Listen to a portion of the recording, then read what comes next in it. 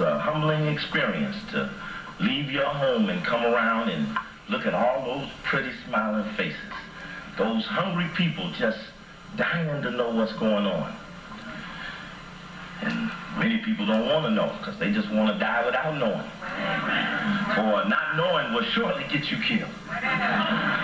You know, had a lot of fun today. I felt it was most appropriate to have had the opportunity to have been here at the time when the people were standing up to fight against the military. I don't call them police, I call them military. Because military is just what they are.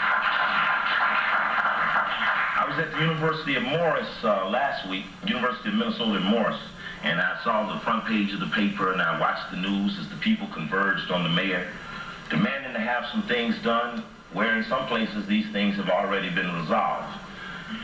Sometimes they haven't been quite resolved, but they got different faces doing it, and sometimes we find that easier to take. See, in Chicago, we already have a black mayor and a black police chief, and they're there as a result of years of struggling against the same type of thing you're struggling against right here in Minnesota. And the result will be that you will get your mayor and your police chief, because the way they keep losing these positions is that they lose their inherent moral right to lead by immoral behavior. And when they do, and you draw out of them what is their motivations and where they're headed, then you will be given the opportunity to do what they did. That does not necessarily mean that we will not do what they did, but at least we have the opportunity. What we're going to talk about today is the opportunity, developing liberation consciousness to the 21st century by any means necessary. That's the topic of today's program. And seeing y'all that I'm kind of like the outlaw thinker, I feel a little bit like Zorro, Robin Hood, or Batman. I got to swing into town and cause a stir to share with our people the truth. Nobody ever accused me of lying. They just said they didn't want to hear it. And I can truly say that I feel blessed. You know, I thought of a little metaphysical passage. You all ever see this book around? It's called Light on the Path. It's a little consciousness book, you know. One day, I was at a moment in my life when I had to make a major decision. I was working in the Justice Department. And when I was working in the Justice Department, I worked in a prison. And when I worked in the prison, I was around some very important people who at that time just happened to be in the jail. And they saw me work around the jail enforcing principles that were really far beyond the mere rules that they were playing in the jail. See, in the jail, they didn't give up the thing about rehabilitation. They just in there for control and getting the money. So I'm in there really trying to light up the place. You see, a very wise man told me, said, Steve, said it appears as if you become the benefactor of a gift or two, and you've got to learn how to perfect that gift. So first you must go and work where light does not shine at all. Well, scratching my head, where could that be? Is it a closet? You know, is it at night shift? So then it dawned on me. I told him, I said, man, you know, I want to go work in this jail over here. He said, that is a place where light does not shine at all. So I went there, and I stayed there for 4 years. But during the time I was there, a lot of people got to see the type of guy I was. And there were some very powerful mafia people there who were in there for not testifying to the grand jury. They weren't convicted of anything. And they looked at me and they said, this guy got balls. He got character. This ain't to play myself up. He said, hey, we'd like this guy in our organization. We'd like you to be with us. This is just the type of guy we need for the underworld. So they had me go to a restaurant. Said, you go to a restaurant, somebody's going to be there to meet you. I went in the restaurant in Chicago. It's called Gene and Georgetti's. It's all of the heavyweight, organized crime, mafia, whatever they want to call it. It's amazing how they all know who they are, but they're all in the street with the rest of us. But everybody know which one run what territory, right? But in Chicago, every time there's a mafia hit, that means the police ain't supposed to touch it. They got about 1,000 and something of them things. They're just things you never solve because people are transacting business. And it's all right to transact business in America if you're on the right team. So these guys wanted to recruit me. A man sat down at a table and he said, Steve, we'd like to have you in the organization. We think that we can pay you about $50,000 a year. So it was in 1978 or 9, and I was making about $15,000. And when I left that meeting, I ran into a friend of mine I used to go to school with, a very conscious brother, and I said, man, this is really something. I felt like I was at the threshold of either something big or I was going to keep on my mission of going where light does not shine at all to perfect my techniques about helping another person. You see, you just can't help another person because you want to. You have to be given the power to help another person. Two people walking down the street, both of them want to help. Something happens on one's journey, nothing happens on the other. What's the difference? Somebody gave the other person the right to have something happen on their path so that they could actually help. You know, you feel better when you help another person. Oh, listen. So anyway, the brother said, well, let me share this book with you. He shared the book with me, and I'm reading the book, and, ain't nothing too much in it. I'm reading, but then I started to find some things about a process about what makes a person whole. A process by where, y'all know, y'all in fraternities and sororities, and you be a neophyte, you be on the line, and you do what everybody tell you to do, and then there's a moment when you go over. Well, that little process is really a process about life. It's an intangible, undefinable process which every single one of us operate under, whether you know the law or not. Now, I told people earlier, I serve the one who made that law. That's the law of gravity. No man can say he ever had anything to do with the building of that law. And if that law affects all men equally, then why aren't we with those people rather than these men who keep coming up with these imperfect things because that's their nature? So the guy said, you know, you ought to read this. And in it I read the process by where a neophyte got the right to sit where the masters sit. The masters really go unrecognized to the majority of the people because if you're not really into the greater picture, these people can walk amongst your midst and you will know them not. Only those people of like nature and like character know who the masters are. And I ain't talking about no plantation thing. I'm talking about very wise people who sit in different places around this world to service the people who are going through the process of being made whole. See, I ask people, I ask y'all, I'm going to open this up and ask you, why are you here? What are you here for? Now, I don't mean on earth, that's one part. Why are you at University of Minnesota? Somebody tell me why they're here. Somebody tell me, just holler out quick. To do what? Okay, somebody else. Why are you here? Come on now, y'all have been here, why are you here? Education, go to school. Continue to struggle, brother. To continue to struggle. Who else? Why are you here? To make money. Brother? Find some pretty girls, make love. Okay? Who else? Who else? Now be serious a minute. To get out of work. Okay? Well, I would doubt to say, some people probably didn't want to say, a lot of people here to get a degree because they told you if you got one, you get a job, and if you got a job, you get a better job if you had some paper behind it. And that you were here to get trained. But this training ain't got nothing to do with the real training. Now, you're probably here because you don't know any better. Boy, you can't tell me you're here to get educated because when you leave here, you're going to be foolish because you're not going to know really what's going on in the world. So it ain't here, and you're paying for this too.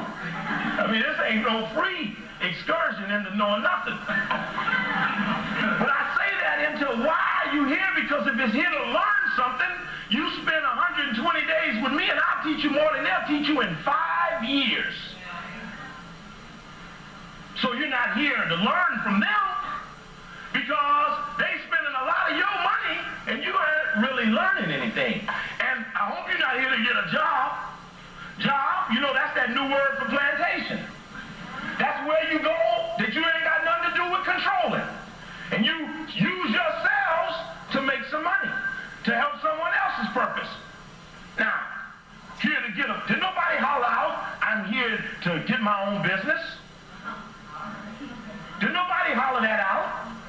And y'all, a lot of collective knowledge in here, but didn't nobody holler that out? Now maybe everybody, you know, ain't no big thing. Maybe it ain't. But we're trying to do this together, so we see if we can pull on this together. Well, all I'm trying to say is that there's a process of teaching and learning that goes beyond this thing here. When I talked earlier to the high school students, as long as they teaching Columbus discovered America, you know education ain't about truth. It's about control. You are here because you're under total control. And I'm going to teach you how to get out. Don't think you don't need to get out, because if you don't think so, then what is your fate? Same fate for you as the fate they tried to get a Native American. It was good to be at the march today and to see the Native Americans there fighting it out. The ones that are left. Because something happened to them, and it could happen to you. And University of Minnesota ain't on your side. So if you're here to rape the University of Minnesota. Rape it dry. Take every piece of knowledge. I heard today about a class on Western African history where the teacher was white and she was saying things that were wrong. Why is she teaching it? You should be here to get her name and to pass it out to the people that know West African history so we can come and correct that person and tell them they got only so long to keep doing it or we will punish them for doing it.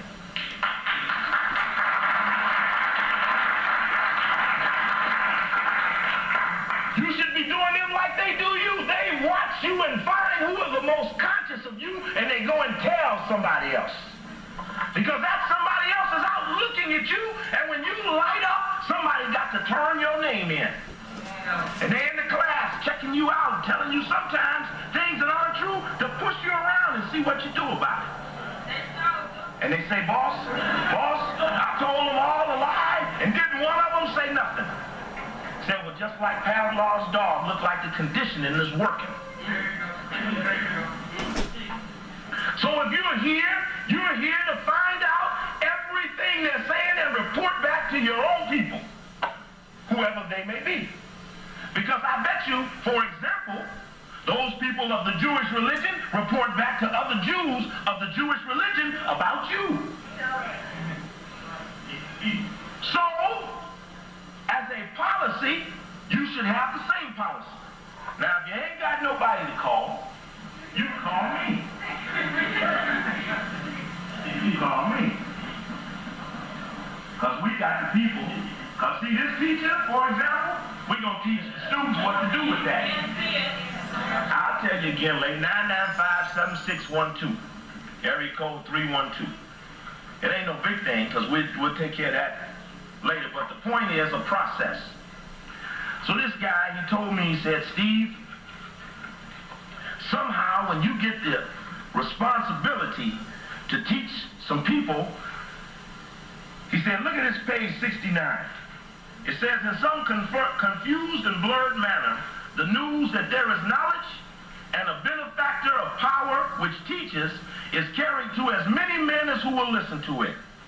No disciple can cross the threshold without communicating this news and placing it on the record in some fashion or other.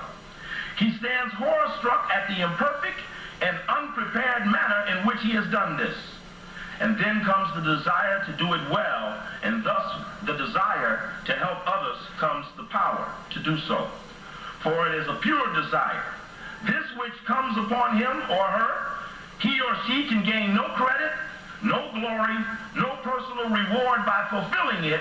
Therefore, he or she obtains the power to fulfill it. Make some sense? Meaning that for some people, this looks a lot of fun, exciting. Come out, get to flash, and get to share this. But the right to do it strips you of the feeling of the sensation of it. When it's coming bad, it feels just like when it's coming good. You take pain and glory in the same vein. You become so stable, your responsibilities increase because your capacity has. And for example, if you become a benefactor of the gift of knowledge and the gift of speech, then it will be communicated to all those who will listen that you have such knowledge, and they will call you to share it. That's how I got here. I didn't send no brochure.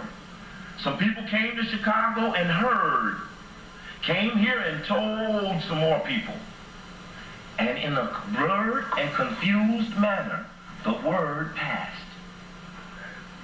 There is no other way it can be done. Now, my latest splash has been brought to you as a result of the Jewish religion, who in the process of thinking that they put me down, put me up, and communicated to as many people as would hear it that another has risen up with the gift of speech, which only comes from the power of knowledge. So it is the power of knowledge that you seek to master while you're here raping this school dry. Right? Somebody should leave here and make a school just like this. You know, we can set up a new thing in Chicago and around the country, is that when y'all come back home to the community, y'all got to get another degree. It's a process that you got to spend with the defenders of your race that equip you to defend your race.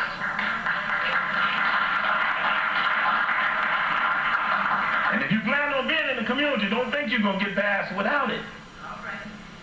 Because that will let everyone else know that you have gone through the process of making yourself equipped to help another person. And that's what that part was about. So I thank those who propagate me, for they know not what they do.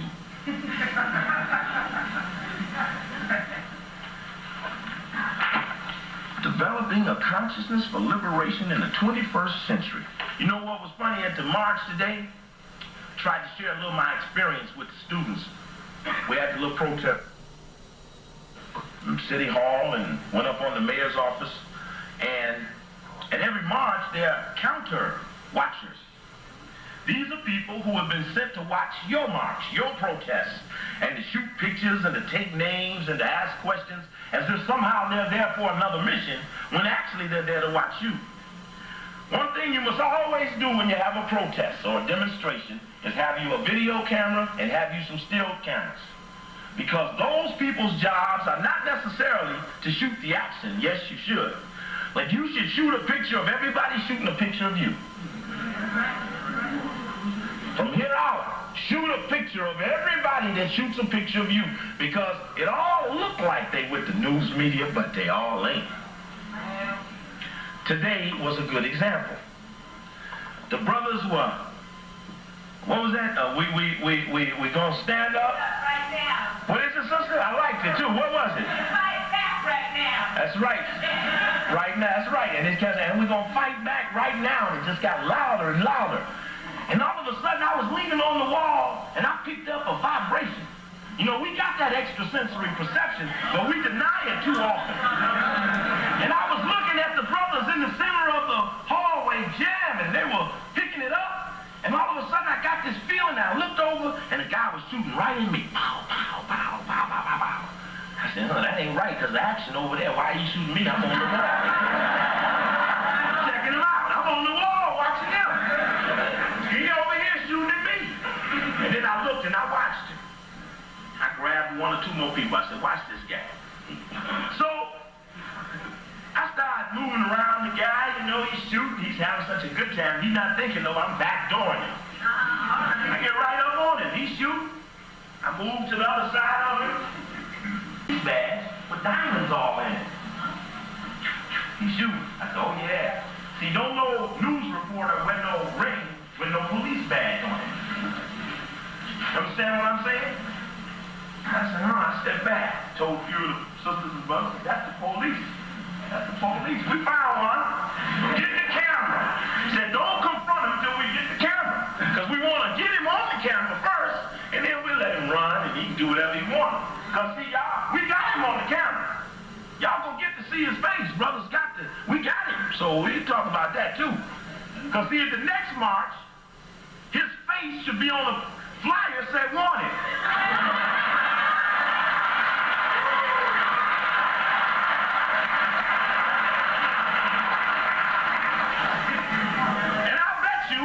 If he didn't get that next assignment, his pals gonna tell him, oh man, I was at the march. Somehow they had the pictures on the flyer, and he was one report. I bet you they can't use him anymore. They'll have to get a new face. And you know, it was a funny thing. Sister slid up on him and said, excuse me, what newspaper do you work for? I'm an independent photographer, a journalist of one newspaper. Why do you have that ring on your finger? I'm the police. Beat it. Sister came over and she said, Steve, you right?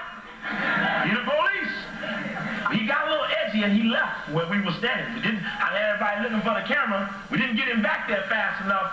So he went and he left. Now the hallway was so thick of people that the only way you could get to the other side of the people was to go all around the building. And I swear to God, I leaned up against the wall. I ain't gonna chase this guy.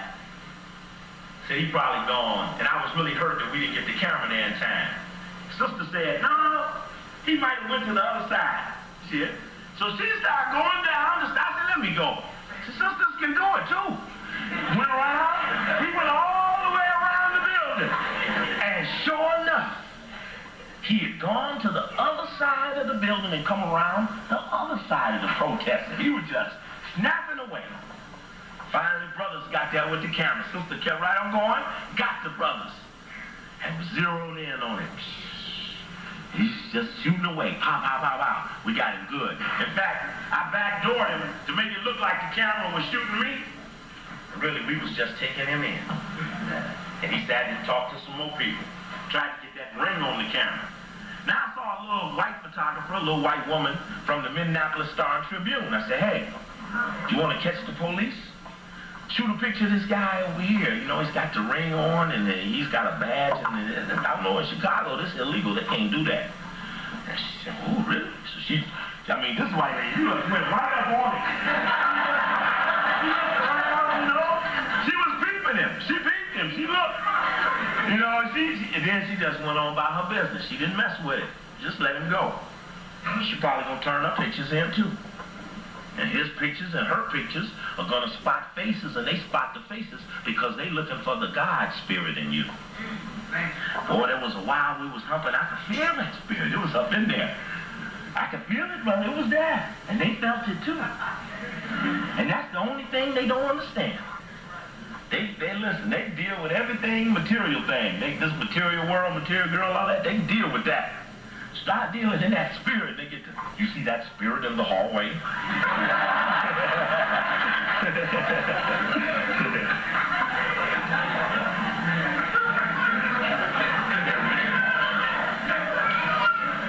So it was good to spend some time teaching some people how they do when you come out. It don't make no difference if they come out.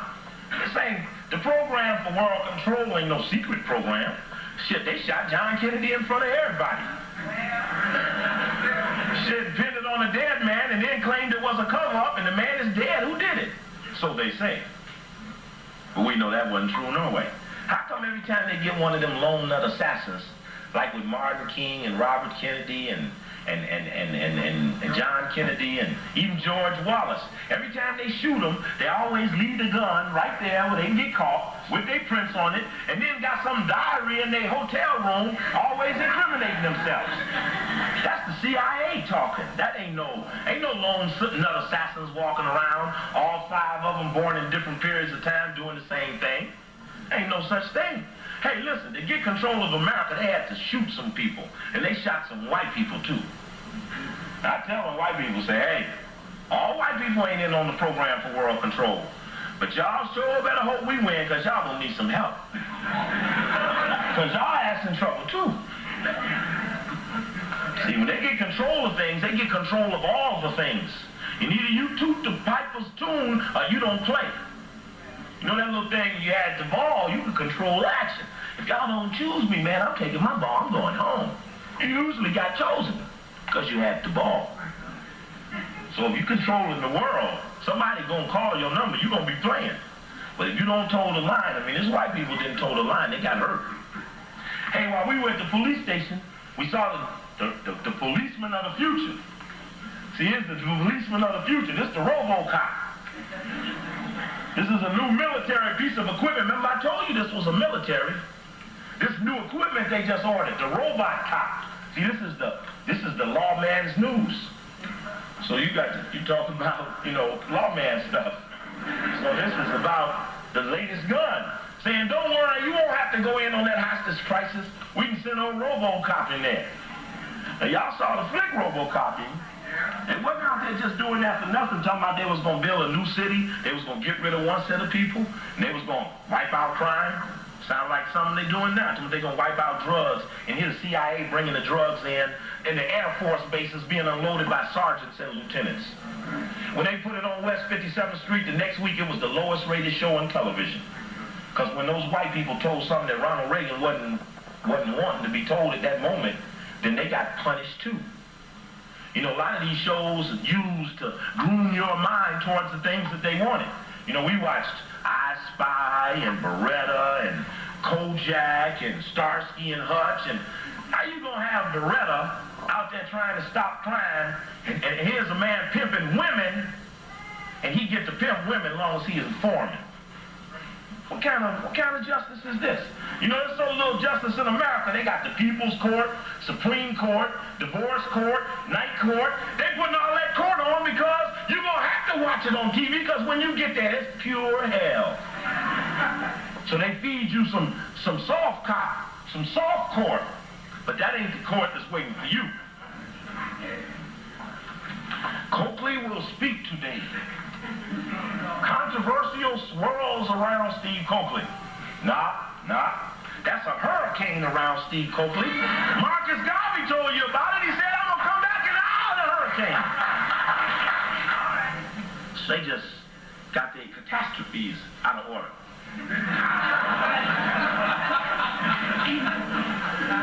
Coakley said that the AIDS epidemic is a result of doctors, especially Jewish ones, who inject the AIDS virus in the blacks. Well, since you brought it up, how about asking your daddy about that DNA gene synthesizer there in Lewis Tricart, South Africa, that produces the HTLV3 retrovirus? You see, they didn't put that down. See, that's too specific to even make up. And there the Israelis and the South African doctors broke away from a major world experiment on AIDS and started to inject it in the neighboring countries in Mozambique, Angola, Zaire, Zimbabwe, all around. This so-called AIDS done hit Africa. Now chemical warfare hit Africa.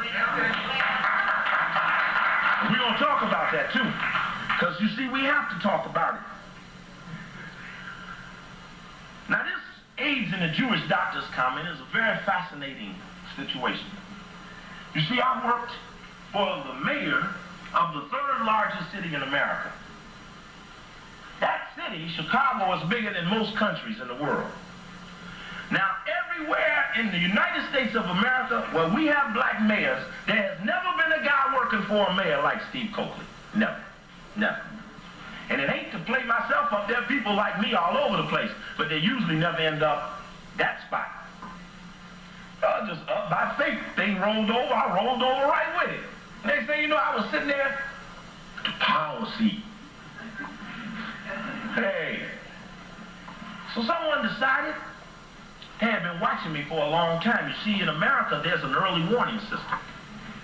This early warning system is supposed to let someone know you coming.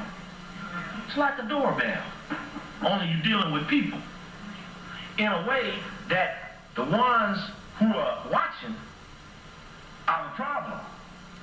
We're going to talk a little about that too, because I noticed in the article that the Anti-Defamation League has some comments. And I need to teach you about the Anti-Defamation League. You need to know what they do all over the country, because we watch them like they watch us. Every file they got on me, I got 3 files on them. Everything they say about us come tenfold on them. You see, you can't do nothing but have it come back on you. So everything they ever done come back on them. That's the law. Well, go around, come around. That's right.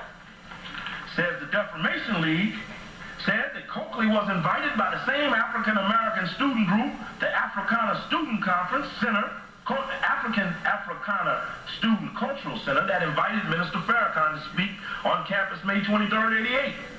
It was like, I thought we told you when you brought that Farrakhan here not to be bringing no more people back.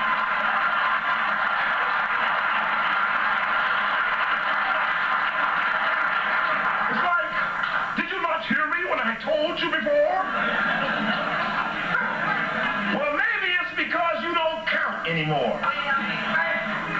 Maybe it's because when you say we should be going right, we gonna go left. When you say sit down, we gonna stand up. And when you say shut up, we gonna get in your face. Maybe that's what time it is as we head towards the 21st century.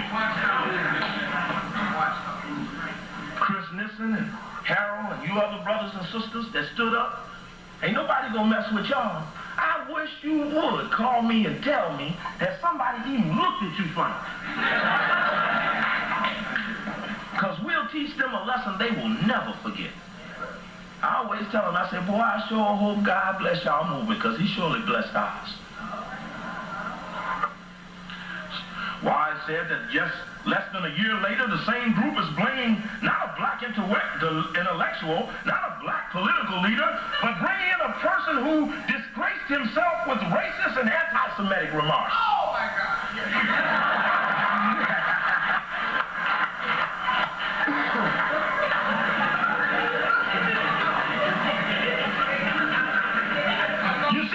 You see what's so funny about that statement?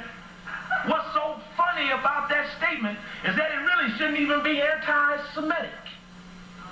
It should really say anti-Shemitic. Now, only those people who know the book know what that means. But when I say anti-Shemitic, they can't even trace themselves there. That's the word that they took Semitic from, to make themselves something that they are not. You see, the only way they can be that is if you leave Earth. And we ain't going nowhere. In fact, God put us here for a reason. See, we are the direct descendants of God Almighty. You know what that means? Shoot, that's all the power the earth can accumulate. But then there's other people who have material power and they try to conquer the world under material laws. That's who we're fighting against. That's what evil represents. You know, they say money is the root of all evil. Who controls the money? And you'll get to the biggest of the devils. Rabbi Irving Wise, director of the University Area Hiller House, said that local Jewish leaders met the black students to explain why Farrakhan's visit was objectionable to the Jewish community. Called the decision to invite Coakley reprehensible and outrageous. My goodness. But that's all right, though. You see, if I did come and they didn't do nothing, you get worried. You will know them by their character. And with them, you will form a bond that needs no utterance of mere words. You see, when we get that spirit, we really be teaming up. That's like joining an organization. The spirits lock up, and they can't control that. They don't like charisma. They ain't into that. They took it from John Kennedy, Robert Kennedy, Malcolm X, Martin King, Lincoln Rockwell, George Wallace, every one of them that had it, they took them out of here. Because they didn't want that feeling in you, because that feeling got you up off of the material world. So they took them out. That's the big chill. So they don't like it that we're here. Maybe they don't like it that we're here because the Defamation League goes all over the country, wherever these are, and they do things like a hit list.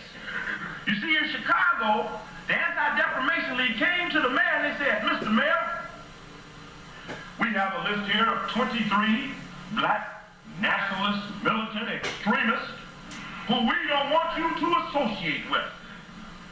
This is the mayor of the third largest city in America, bigger than Israel down there. They don't want to tell him, so he looks at the list. The first name on the list is the top black judge in the state of Illinois, Judge Eugene Fincham, on the state appellate Supreme Court. I mean, he's even doing it by their law. Next guy on the list was Thomas Todd, TNT Todd, former deputy U.S. attorney, former professor at Northwestern University. On a hit list of people the mayor was told not to associate with. Next person on the list was Alderman Alan Streeter. He happens to be the alderman in Brother Farrakhan's area. He's chairman of the City Council Health Committee. Hit list. Mayor, don't you be. Next on the list, Steve Coakley. We don't want you associating, Mr. Mayor, with Steve Coakley. Well, what's to this, Steve Coakley? Had a big old anti-Columbus Day. Well, we call it a white supremacist holiday, and we refuse to swallow it. So people went off, that's their pleasure, but I'm right, they're wrong. And one day they're going to grow up and get over it. But right now, they're still children. That's what this anti-Semitic thing is about. It's about Jewish immaturity. They just haven't grown up yet as a people to deal with problems with Jewish people. I'll debate anybody, anywhere, anything, but Defamation League don't come out and debate Steve Coakley. I was supposed to be on the Oprah Winfrey show, poor girl. I was in New York doing the Morton Downey show. My wife called me, she said, Oprah Winfrey called Steve. Here it is, blacks and Jews, Steve Coakley with the Jewish people. Oh, I said, oh, baby, I'm gonna love it. The limousine be there to pick you up, 7:15 in the morning, blankety blank. I got to get in from this show and run home and get changed and run on out. She said, oh, my wife called back. I did the little Morning Downey show, come back to the hotel. She said, Steve, no limousine coming. Said the Anti-Defamation League protested to Oprah Winfrey demanding that you not be put on the show. He said they found another fellow, they found him more acceptable.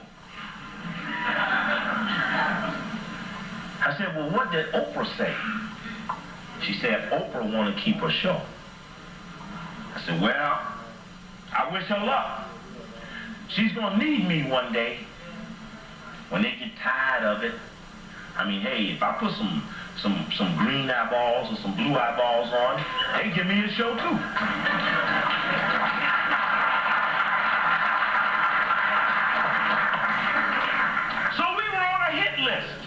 Did y'all see the Oprah Winfrey show? They ran me in the beginning on film. Did anybody see it? On Blacks and Jews with Ben Hooks and Jonathan Kaufman, who wrote Broken Alliances, and some Percy somebody, and Conrad Worrell, the National Black United Front. They did what? They cut it. Didn't run, no?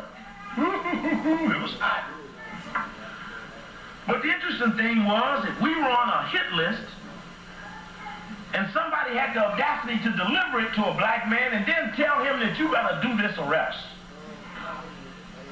Now, I'm going to tell you the truth. If you're a spiritual leader and you come in there talking about some spirituality, then leaving some spirit advice is nothing wrong.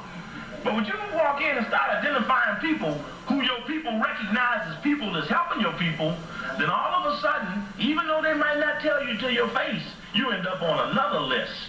A list bigger than the hit list you brought. What if you put an S in front of it?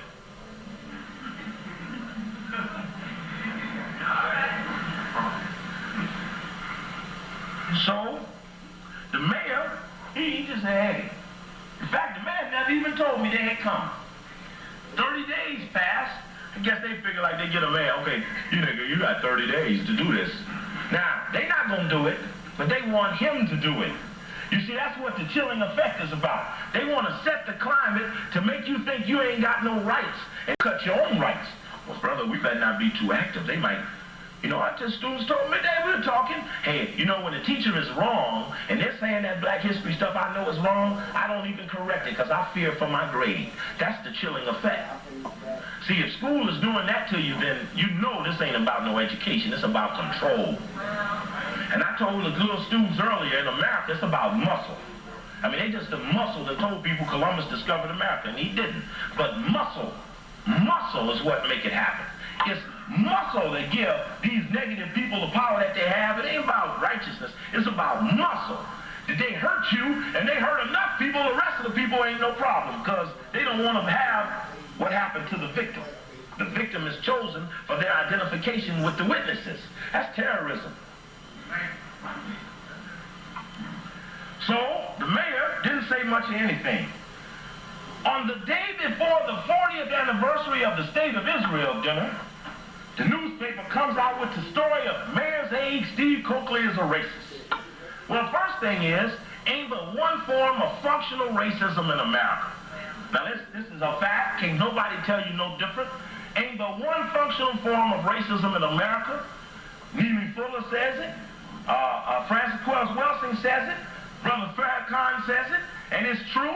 It's white supremacy. That is the only form of racism in America. And everybody has come to know that racism means that you got the power to enforce your prejudices. And no matter how we feel, we don't have that type of power. So it ain't what I did, because people done much worse. It's what I said. Now, what did I say? William F. Buckley, former CIA officer. Jeane Kirkpatrick in the United Nations had a policy called Kill the Black Babies.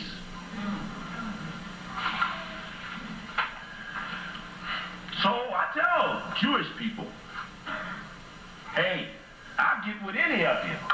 But first, we got to play the politics of repudiation. That's what they always play on us. I will get with any Jewish person which first repudiates white supremacy.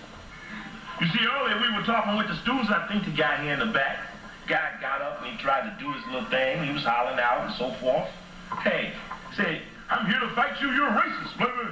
Say, hey, you fight Columbus Day? You fight Thanksgiving, Christmas, Easter? Do I see any pressure put upon you because you stood up to the taking of America from the Native Americans? No, ain't no webs on your back. You're not fighting racism, you fighting me. Hoover was out looking for the rise of the black Messiah. He wasn't out looking for no white one. He was looking for Messiah amongst you. For what? Why? What do they know? So, they told a man that this was an anti-Semitic. What does that mean? My relatives are Semites, Shemites. So I can't be anti my relatives.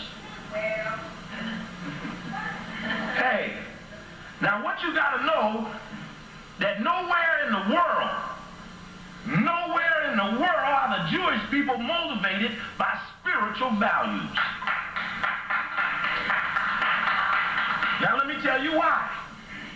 You see, in Israel, there are all kinds of Jewish people. But in Israel, they got Scarvites and all the other kind of little names they use to dehumanize people who are all of the same religion. It ain't about Judaism. You see, they got the Sephardic Jews. Those are Jews who are mixed with our people. Them are the Moors and those people in Spain and Portugal and all of them are some of our people. Well, those are Sephardic Jews. In Israel, they niggers. They're not treated right. But they're Jews So why shouldn't they be treated like the other Jews-ish people? That's like a Jew. Why do they discriminate against the Yemenite Jew-ish person? What about the so-called Philosophists? Look just like the original Hebrews. But then they get them and they try to make them start over. Hey, that was about a game plan. That wasn't about Judaism.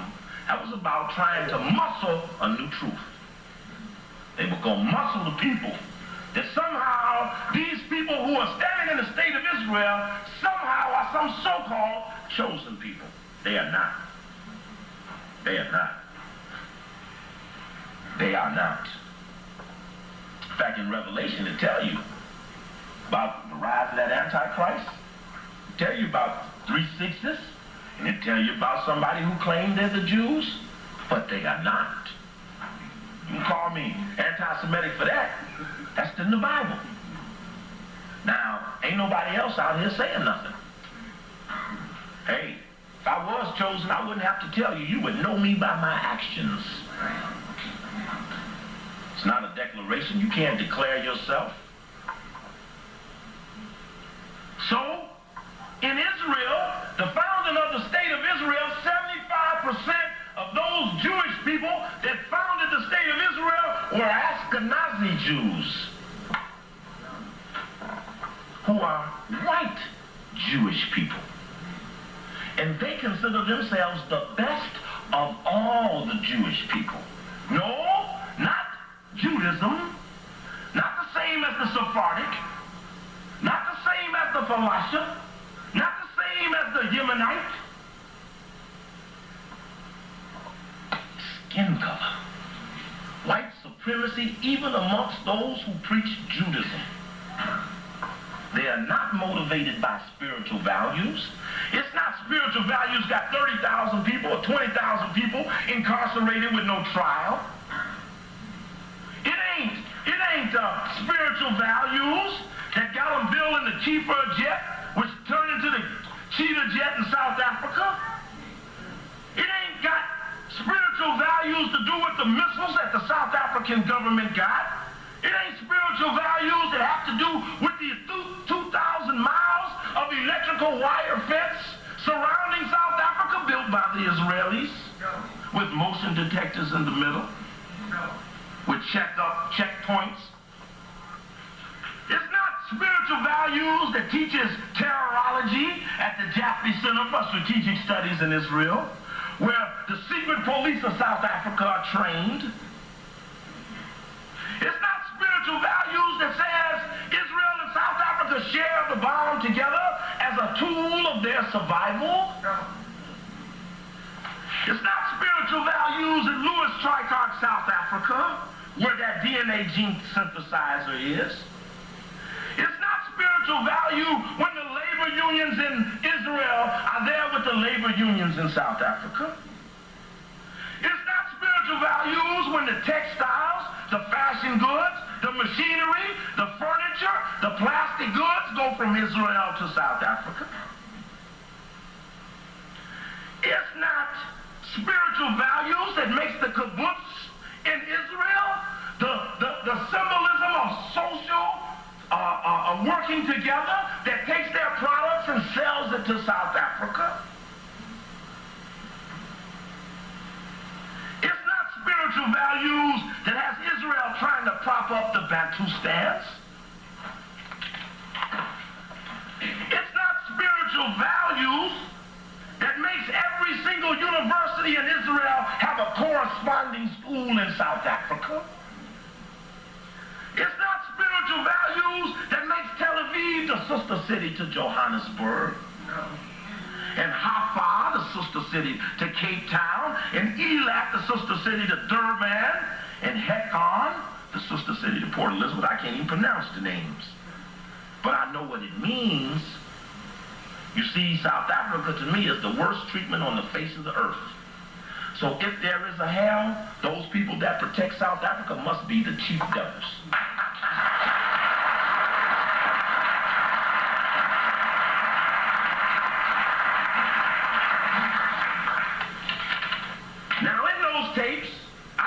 talk about a secret society, and it wasn't about a Jewish conspiracy to control the world. How trivial. It ain't a Masonic conspiracy to control the world. How trivial. It ain't a Catholic conspiracy to control the world. How trivial. It ain't a white conspiracy to control the world. How trivial. But it's the pieces of all of those to control the world. How comprehensive. And in that tape I said that there was a secret society formed in the late 1800s with Cecil Rhodes and Lord Rothschild. That's what I said. And I said together they formed a secret society for Anglo-Saxon Zionist rule throughout the world. And that's correct.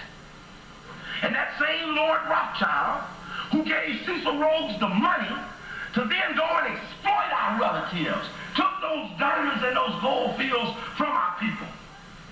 Do you know that more money came from South Africa to form the state of Israel than from any other country on the face of the earth? Since there was no Israel then where the money come from could be counted. The most money came from South Africa. And the money that they got there, they stole from our relatives when they took the diamond and the gold mines, which God gave us. Because in the land they come from, it's the Valley of Dry Bones.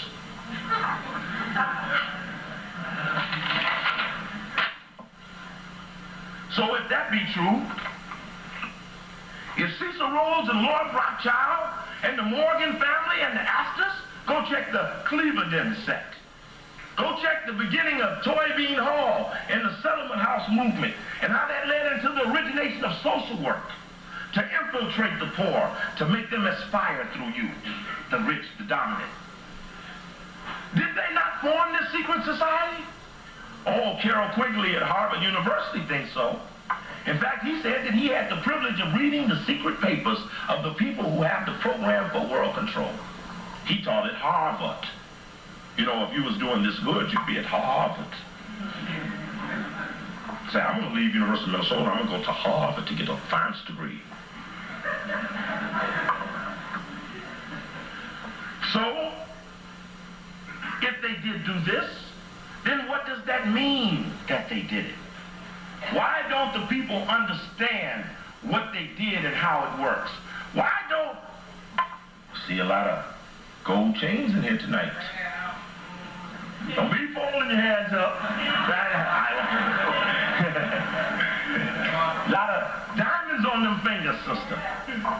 We should immediately stop dealing in gold and diamonds. I don't care what they tell you the value is. It has no value till we get control of the minds again. It has no value.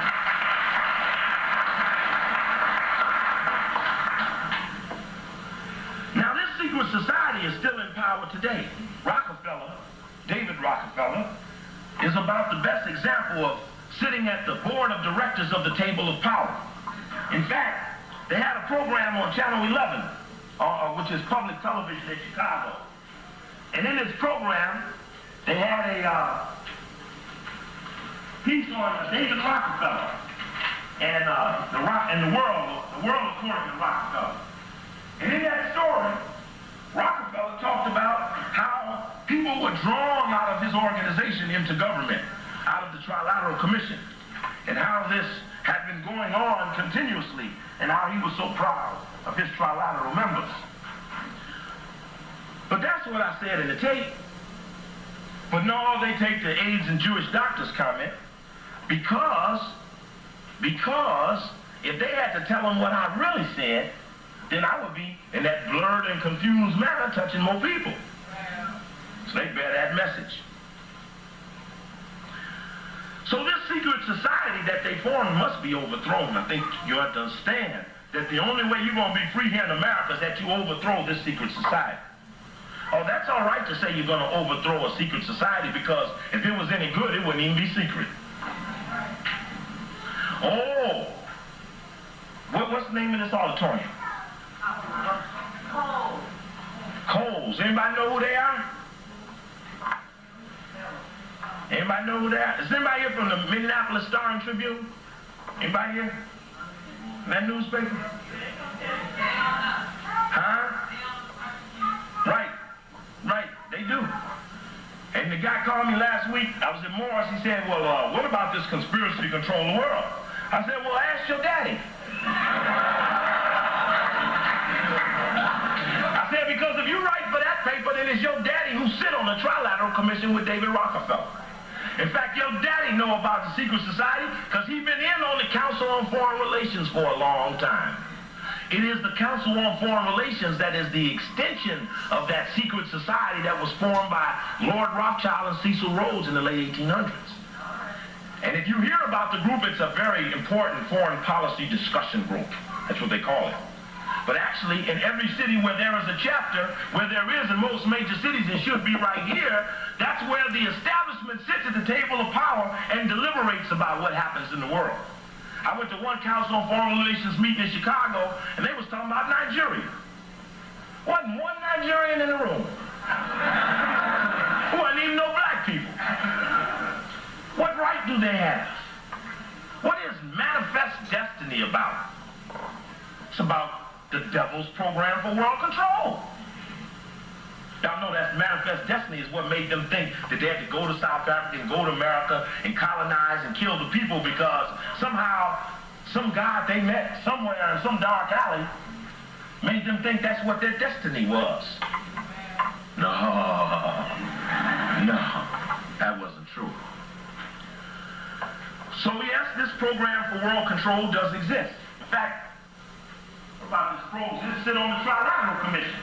I bet you if you go to the index of the Minneapolis Star-Tribune and go and check how many times the Trilateral Commission's article is in that paper, I bet you over 5, let's see, Trilateral started in 72, this is 89, I bet you in 17 years it ain't 2-3 articles, if it's even that many. I bet you. You know why? Because the reporters that go to that meeting and the chairman and them, they ain't allowed to report on that meeting. You see, they can tell everybody what I'm doing. But the meeting of the table of power for the secret society, no, you don't write on that. No reports, no reporters. No, they don't play that. So I asked the reporter, go check your daddy. Now, do you think your daddy been lying to you? Did he told you that I was the villain in on this stuff when he was doing it all along? Said John Crows. Or what was he? He was trustee of the Carnegie Endowment for International Peace. Oh, that's a part of the network and the program for world control. The Carnegie Endowment for International Peace produces the Foreign Policy magazine, a long, thin foreign policy journal that sits in the major bookstores about $5.95 every 3-4 months. Comes out quarterly. The guy that chairs it is a Trilateral Commissioner, and on and on and on. They know who these people are. He's also was a trustee of the Ford Foundation. The foundation, the Ford Foundation, the Rockefeller Foundation, the Rockefeller Brothers Fund, the Sloan Kettering Foundation. Oh, they in there on the program for world control, yes. The Ford Foundation and Carnegie and the Council on Foreign Relations and the Trilateral, yes, they are a part of this. And this one guy is on all of them. But he gives you a funky little pissy auditorium so you get confused about who he really is. He's trying to make you love him, but if you knew him, you would not. You see, the reason I'm in so much trouble is because I named the names. I ain't standing up here telling you about no up with hope, down with dope, and we gonna fight white people, and we gonna whip Ronald Reagan. I ain't no trivial stuff. Name the names. In the program for world control are some think tanks. They go by the names of the Brookings Institute, the Rand Corporation, the Aspen Institute, the American Enterprise Institute, the Hoover Institute. We know the names. Oh, we got a whole book of them. Oh, yeah, we got them. Let me tell y'all who they are, who else they are. Hudson Institute, I missed them too. The Institute for World Order. You know, at the Institute for World Order, all they do is sit up there and play with circles. See, each country is a circle. And their game in building a new world order is to figure out how to link the circles together. This is a part of the process in the program for world control, where all the countries countries get together and merge into a world government. Don't think they ain't doing it, because if you go to Europe, you'll see the new European flag. Because in 1992, on the 500th anniversary of the invasion of America, was the European Common Market, the European Common Community, 79 the European Parliament. Now in 1992, Europe, nation without borders. They become the United States of Europe. And while Europe is getting together, China and Russia are now starting to talk about it. Israel and Russia are now working it out. North Korea, South Korea, working it out. North Vietnam, South Vietnam, working it out. This is in the process, in the program for world control. For somebody to walk up and tell you, oh no, there's no program in America. We're on a ship. We're moving in a certain direction, this America is. And you've got to decide if you want to go where it's going. Personally, I check the chart and I don't like the direction. So I've risen up to be a navigator.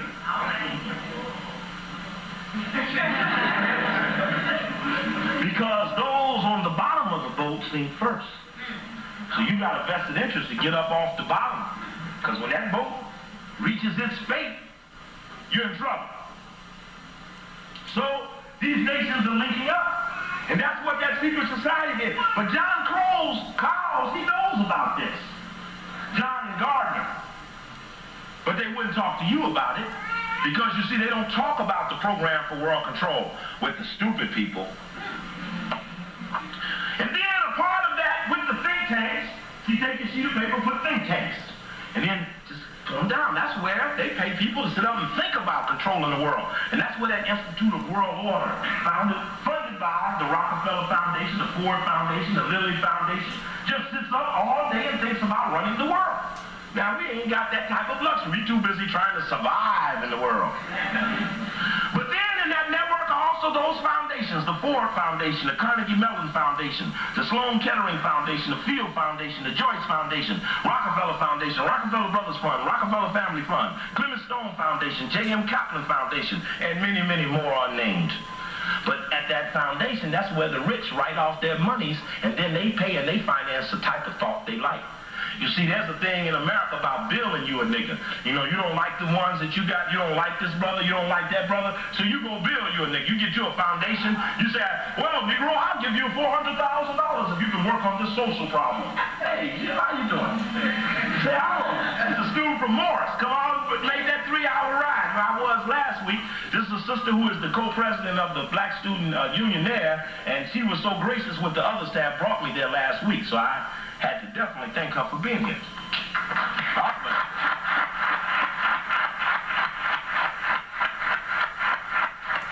That's what they're scared of. They're scared when we take a little time to get into this. You see, on the plantation, you couldn't even get caught thinking about getting free. Oh, yeah. And when Master thought you was going to get free, he didn't make Negro overseers. That's what this foundation money is about. Find you some overseers. See, in Chicago, out of 1 million blacks, they couldn't get but 10 to come out and renounce me. Said, boy, we own a lot of Negroes. We'll get them all to come out and tell that Coakley that he's in big trouble, that we're not going to tolerate his inflammatory language. You know what it's like being a virgin, right? You know what it's like being a virgin? That's free. You know what it's like being a virgin? Then you know what it's like after the first time? Now, after you did it the first time, can you jump back and be a virgin again? It only takes one time. If you sell yourself for money, you're a whore. If you turn in a trick with another man, that's one thing, but you may be turning a trick on your people. That's even worse. But once you become a whore, you can't jump back and be no virgin again. I'll take 10 virgins and whip 1,000 whores. Oh, yeah. You see, this revolution is a spiritual revolution. You got to be clean to fight white supremacy. You see, when they started on me, they started off trying to go get my criminal record. Oh, you know how we expose a Negro in the mayor's office? He probably done robbed and raped and stole. You know how those black boys are when they're growing up. You You know, we usually have to try to get 2, 3 of them records on them before they get them jobs. So just in case we need to eliminate them, we can always say how they resisted arrest and we suspected them of this and that. Check my record, it was naked. Virgin. Never been arrested in my life. So they were a little mad. You see, there's a reason why you heard about a Farrakhan tape, because they started with a crime. Then they said, well, maybe he had some secret vouchers. Maybe he's stealing money from the city. Nobody could be working for so little money doing all the stuff this Negro's doing. Maybe he's stealing money. So they went and checked the vouchers. They put in Freedom of Information Act. See Bruce Dole of the Chicago Tribune, since you quoted him, go check him about what his role is in my story, because when I sue, I'm taking all his loose change. He's the guy who got sent by the political opposition of the mayor to go check to see if Steve Coakley had any mysterious vouchers. I had been chief of staff for 2 aldermen and special coordinator for the mayor. I never had a voucher from the city in my life. So when the Tom Pecor, the comptroller, came down to the mayor's office and said, Steve, you know, they filed on Freedom of Information Act for your records, but, man, you don't have any. Is there something wrong? And what? I said, there are none. So they went back and plotted something else. They said, well, you know, we have a lot of tapes of that Coakley. He said some terrible things at Northwestern and at Bradley and at Chicago State and in California and New Orleans at Xavier's and Cincinnati Xavier's. And, well, maybe we can run one of them tapes from the universities on him.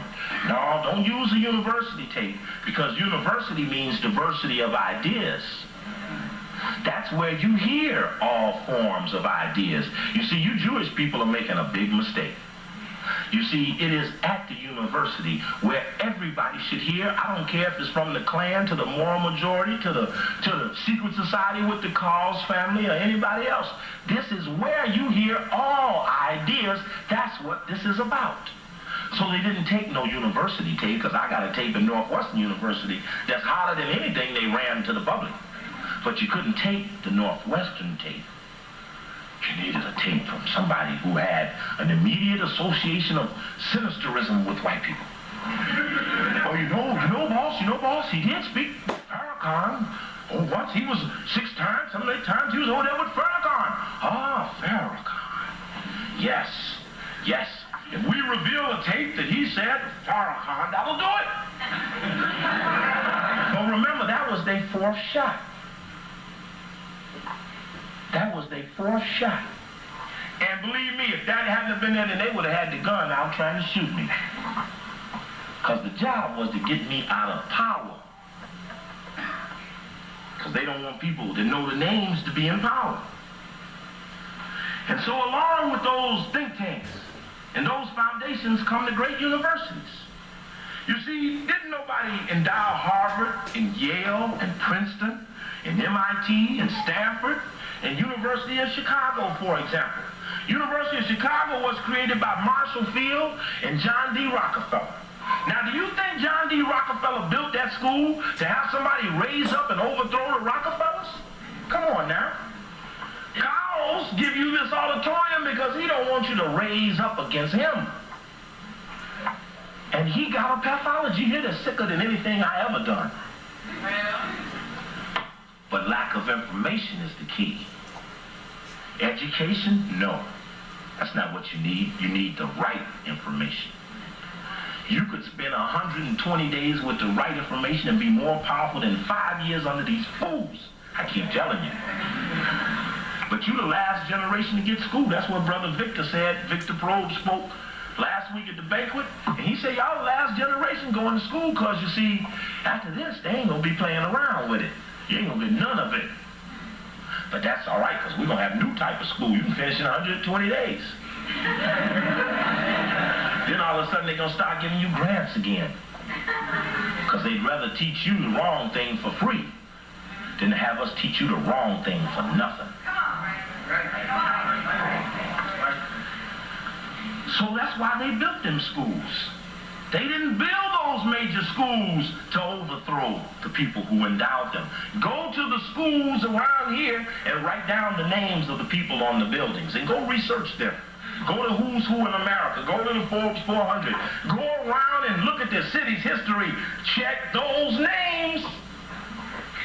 And then they'll like you like they like me. And then hooked with that university and those think tanks and those foundations are the major medias. Newsweek, Time, U.S. News and World Report, New York Times, Washington Post, CBS, NBC, ABC, WGN, WOR. Every single one of them with thousands of reporters. And can't one of them find the Trilateral Commission. The Trilateral Council on Foreign Relations, Bilderberger Group, they off limits to the masses. That only goes to what they call the attentive public, the 5% of the American people that they keep at all times knowing what the real program for world control is. That's 5 over 95. But that's all they need, because the rest of y'all just go along. Oh, say, hey, they got a parade for Columbus. Well, let's go along. Hey, that's what they do. Do you imagine when the Steve Coakley story ran, New York Times, I mean, just every paper, just everywhere. Boy, they could have used that for a lot of positive things. And they did it.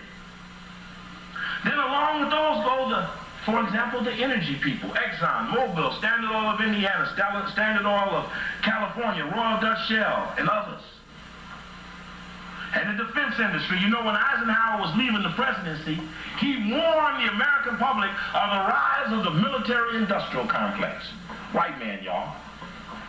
Head of the military, president, was so scared that he had to warn the people of some other white men getting too powerful. And don't think they didn't do it. We heard about the super CIA in '84 in Ollie North. Hey, Jews fighting anti-Semitism, why ain't you fighting Ollie North? Because he was helping you colonize Central America. What was Elliot Abrams doing? What was he doing? Got a super secret CIA. Yes, Eisenhower, you were right. You heard what they said about Ollie North. He had a plan that advocated martial law in case of a national uprising, and advocated to round up and transfer to assembly centers and relocation camps at least 21 million American Negroes. And Malcolm X said it, and I told it to the kids today. Say, if you don't develop an analytical mind to figure out what they're doing, they'll be building those gas ovens again. And this time, you'll be in them. And don't think they won't do it. They already have. And the ones who they did it to, gonna get you this time. You know, sometimes they perpetuate this myth. Well, the black experience and the Holocaust are two sides of the same coin. Wrong. In your Holocaust, it was whites against you. And we came over and fought against the white even when we didn't have a right. But in our Holocaust, you participated. You helped finance the Dutch East Indian Company. You helped finance Christopher Columbus, who a guy at the Smithsonian Institute said is a Hispanic Jew. He wasn't even Italian. And the ship, the Pinta, the Santa Maria, and they didn't even exist. That was a lie, another myth. But Ollie North about to get off, y'all. And when they brought it up in the Congress that there was such a plan, they shut him up and didn't let the American people hear. Now, Jesse Jackson's so tough, why ain't he out there trying to find out about this incarceration program? Nigga want to be president. Preside over what? Don't get caught standing up, holding up America. America got a fate coming, and you don't want no part of it. The Rockefeller children got in the New York Times Magazine, December 30th, 1984. You can look this up. The cousins, the fourth generations of the Rockefellers. They asked the Rockefeller kids, what are you going to do? It says that their report recommended a one-world perspective. One world. That's what this flag is about. That's that British centralization. But then they tell you that there ain't even no master plan. America's just driving along without even a navigation plan. And that's a lie. And along with those think tanks, university and media, oil companies, defense industry, like McDonnell Douglas, General Dynamics, Boeing, Exxon, etc., are also the investment bankers. Lazard Perez and Salomon Brothers, for example. Let's start right there. Both of them predominantly Jewish. Salomon Brothers is the largest investor of municipal bonds. You see, when a city floats a government, in the beginning of the year, you must go to the bond market and borrow money to pay for things, because the money you collect during the year in fees and taxes and things is what actually makes up your budget. But you don't have the budget in the beginning of the year. So you have to go to the bond market and borrow some money while you then collect the fees. And Salomon Brothers is the best at the municipal lending business, and Lazard Perez is the best at the municipal advisement business. When Harold Washington became mayor, the first thing he did was sign $1 million contract with Lazard Perez and Felix Rohatyn, who's also on the Trilateral Commission. Felix Rohatyn also just happened to be the chief financial advisor to Harry Oppenheimer, who's head of South Africa's largest corporation, Anglo American, which also happens to own Salomon Brothers too. Now, De Beers Diamond Mines, that's them. Anglo American, Minoco, getting ready to buy Consolidated Goldfields, that's them. Engelhard Minerals and Chemicals, that's them. But they walk all over America and you don't even know them. Then they had all them little phony South African protests where little Negro leaders walked around the damn embassy as if somehow they were stopping Diamonds, Golds, Anglo-American, De Beers, Engelhard, and the others. They wouldn't even dare mention their name. In fact, Ralph Nader wrote a book called Big Boys. And in the book Big Boys, he did a profile of Felix Rohatyn. And he said, you know, for the amazingest thing, Felix Rohatyn was also chairman of the Big Mac in New York, which runs the money. Said Felix Rohatyn has an awfully positive profile in America. And he's the chief financial advisor to Harry Oppenheimer, on the board of Minoco and so forth and so on. And he said, I wonder why. So in those tapes, I mentioned it too. And then they came to me and said, you're anti-Semitic. I said, well, damn, if Ralph Nader can bring it up, so can Steve Coakley. You see, what they hate me is that I know their material. You see, Henry Kissinger once stood up and told some Jews, said, don't be out condemning Israel and breaking ranks, because then someone will use your comments against us. That's what my presentation is about. Things that I share with you don't come from me, come from them. Everywhere I ever went, I carry all this junk I carry. And every time I speak, I weave their stuff together. And then they stand up and say I'm something that I couldn't be unless they were it first. So those investment banks, Merrill Lynch, Kuhn Loeb Rhodes, Base American Express, Smith Barney, Lazard Perez, Salomon Brothers, they're in on it. And those banks, Chase Manhattan, Citicorp, Chemical, First National Chicago, they're in on it. The Federal Reserve System. How did the Federal Reserve System start? Go back to check up on Felix Warburg and Paul Warburg. Go check them out, y'all. Go check them out and find out about the meeting on Jekyll Island. And figure out why on your dollar bill now that this symbol on the dollar bill was hidden from you until 1935.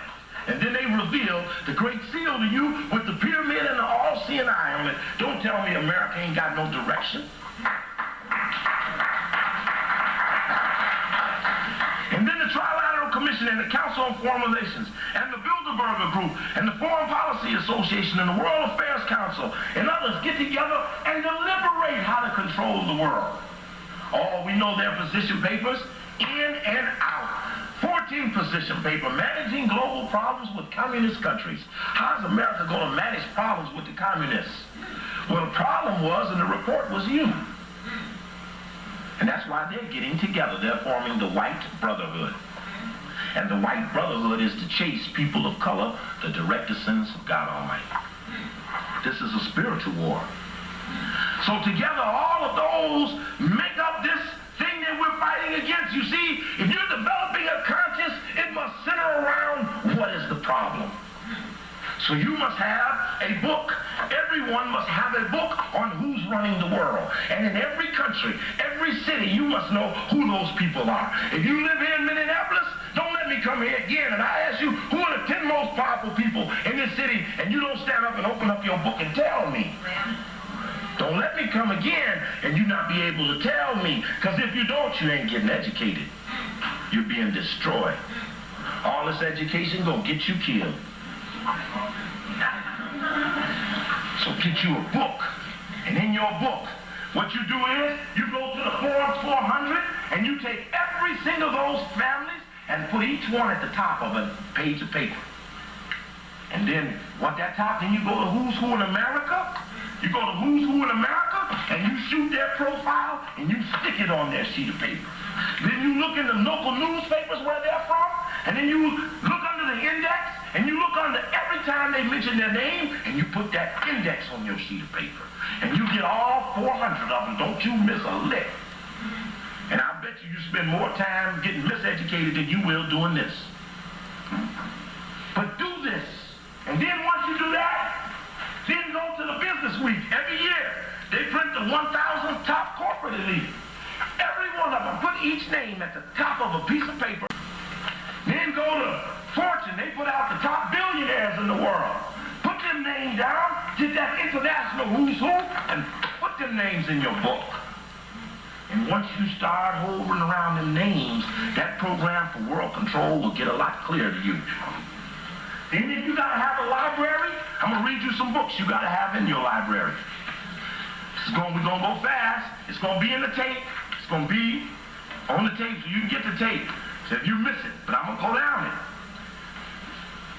Get the book, The American Establishment by Leonard Silks. Get The Powers That Be by David Halberstam. Get The Powers That Be by William Domhoff. Get Who Rules America by William Domhoff, and Who Rules America Now by William Domhoff. Now, if you want to talk about the program for world control, in those books, there's the information about something called the establishment. I didn't write it, they did. I ain't in it, they are. They're bragging to each other about what it's about. Read it. Then read The Bohemian Club by Domhoff. Then read a book by David Yallop called In God's Name. It's about getting control of the Catholic Church.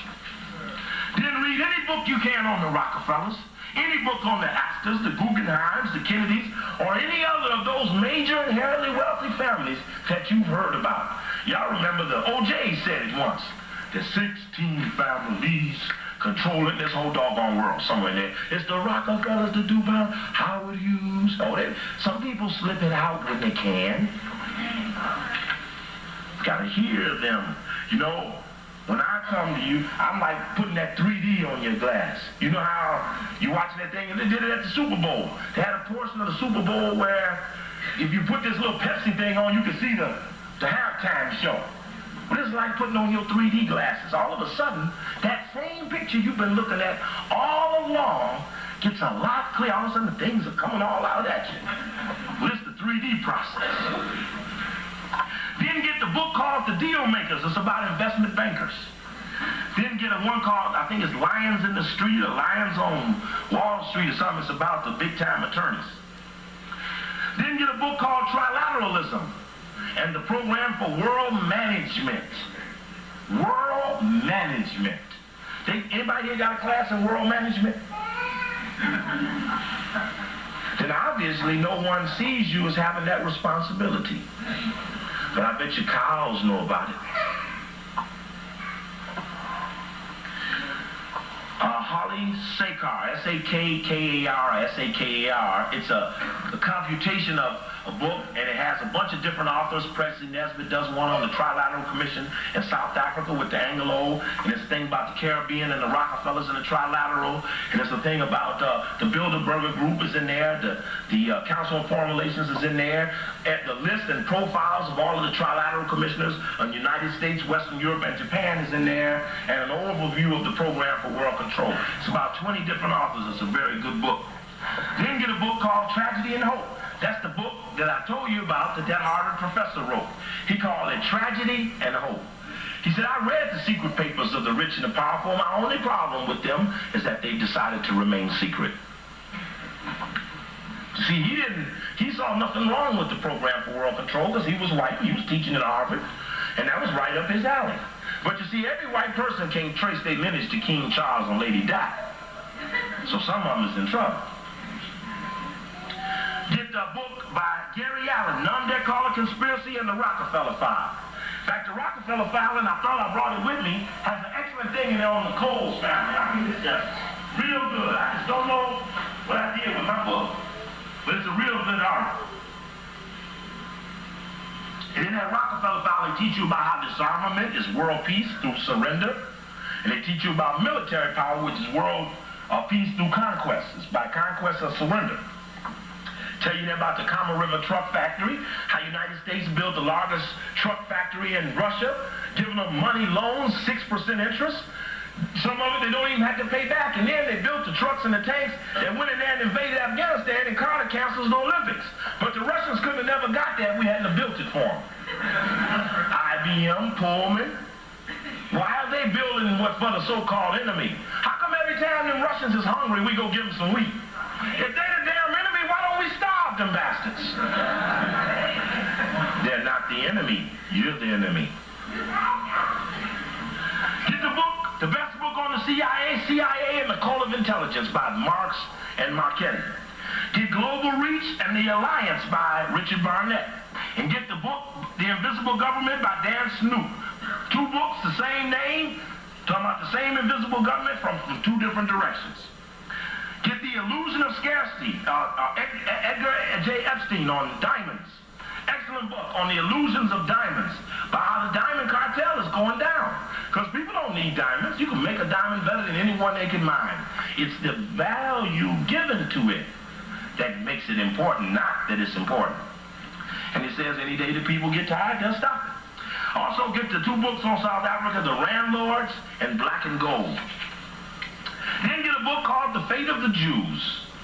Get a book called The Israeli Connection.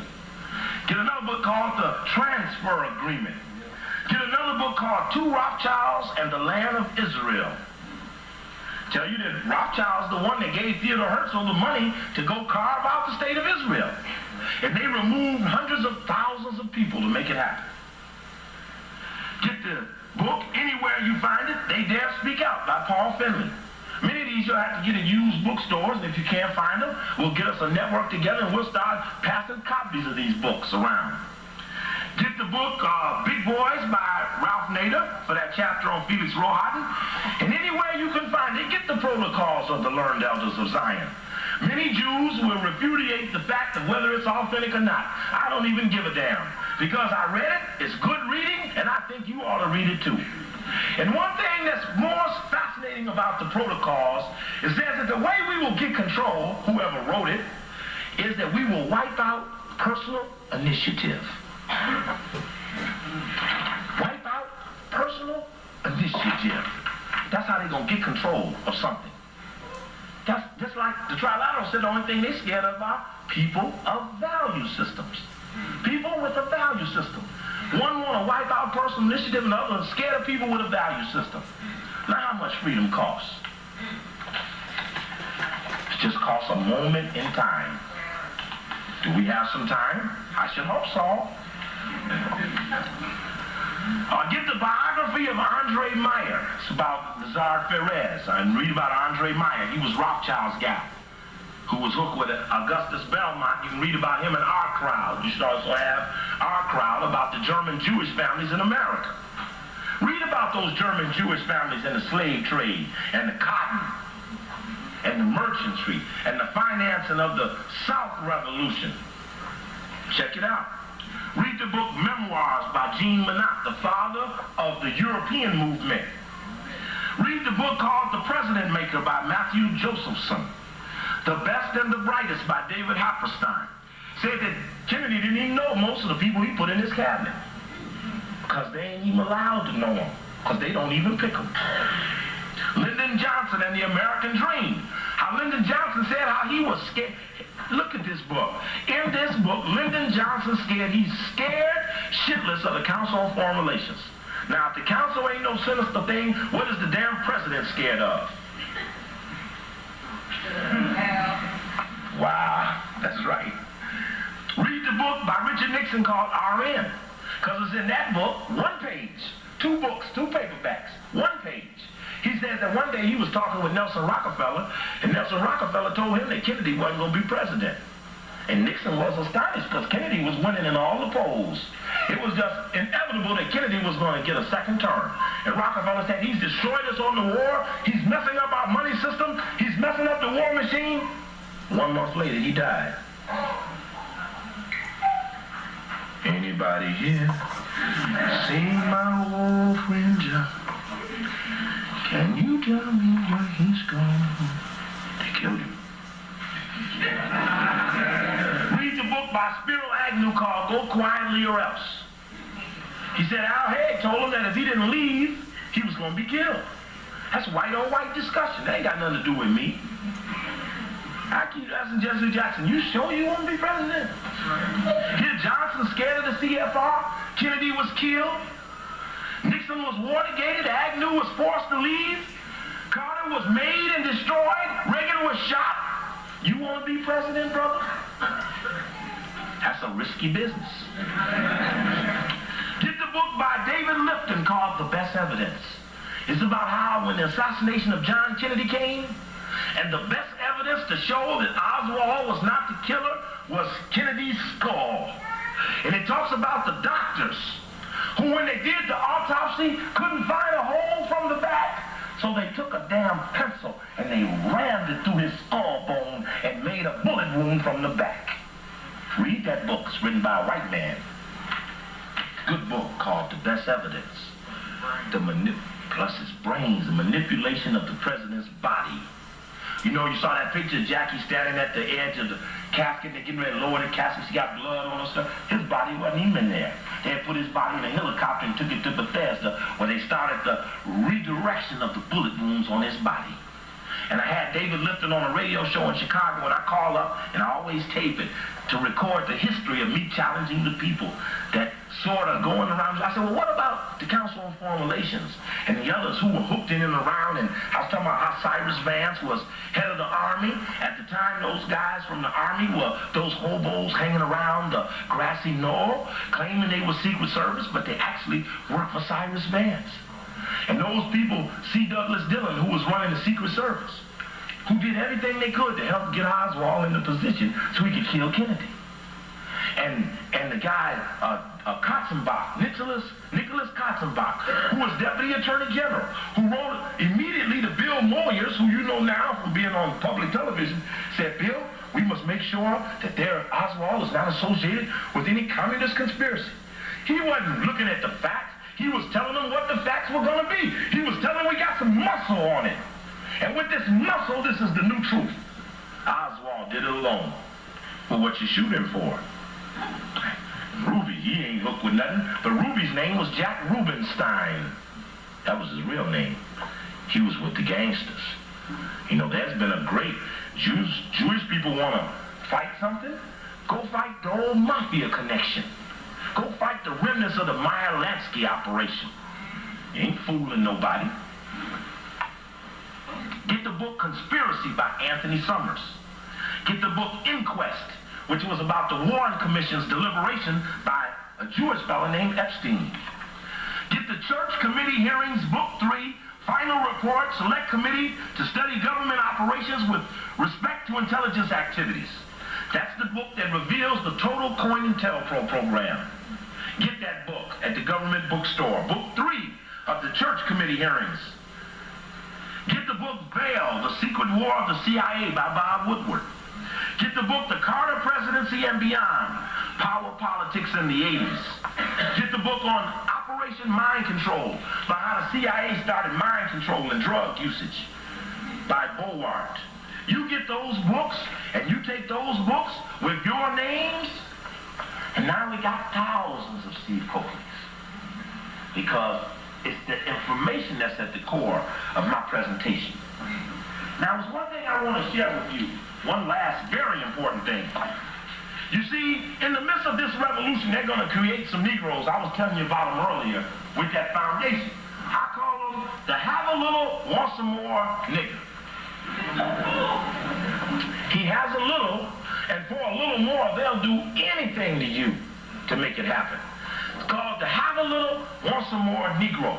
You see, in South Africa right now, Israel is there trying to train South Africans to be the civil rights leaders, to be the religious leaders, to be the labor leaders. Why? Because they say when the revolution comes, we want the Negro leaders that we train to take over.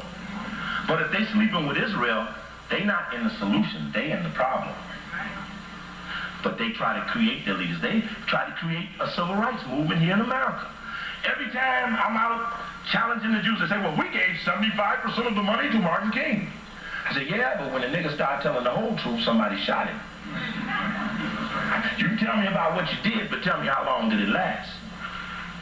And then we got thrown out of SNCC, and we got thrown out of CORE, and we helped found the NAACP, and you helped found Urban League. You goddamn right, and they're part of the problem.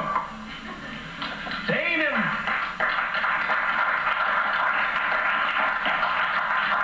Listen to what Andy Young said. October 26, 1980 in Chicago on the radio show. I think that the mistake my brothers make is that they're depending on white people to save them. I'm not. I'm depending on me to help save white folks in this country, because that's the only way black folks gonna survive. That's an admission that somebody's in control. Well, Andy's on the Trilateral Commission. He ought to know who they are. Jesse Jackson in the Ebony issue on blacks in the year 2000 said that the only way the black people are going to live to the year 2000 is that they remain necessary to the dominant culture. Brother, that's plantation stuff. I'm sorry. Year 2000 plantation is long gone. You can't see no plantation except in a history book. But the key thing is that they will draw these first Negroes and say, well, this is the first Negro to be the first woman bishop episcopal of this. This is the first Negro to be the head of public relations for the Mrs. Bush. And this is the first, all these first Negroes. You see, they keep giving you these first Negroes to make up the fact that all the rest of you Negroes ain't in the job. If that's the first Negro, you should be saying, hey, congratulate the one. Say, what took you so long? Give me 10 more, 100 more. Then they give us the one, and somehow that's supposed to symbolize something to make all of us be cool. You see, when you go to tear that thing down, somebody gonna tell you, no, that thing ain't so bad. Malcolm X said that how many people want to be free? All 300 people in the room raised their hand. He said, now how many people are willing to die for that freedom? About 50 people put their hand up. Malcolm said, well, you 50, step over here. He separated them. He said, now, if you 50 gonna be free, your problem is the 250 that won't die for it. So it don't take everybody to make this thing happen. I always tell them Negroes, when I'm moving, that's the reason they couldn't get the center.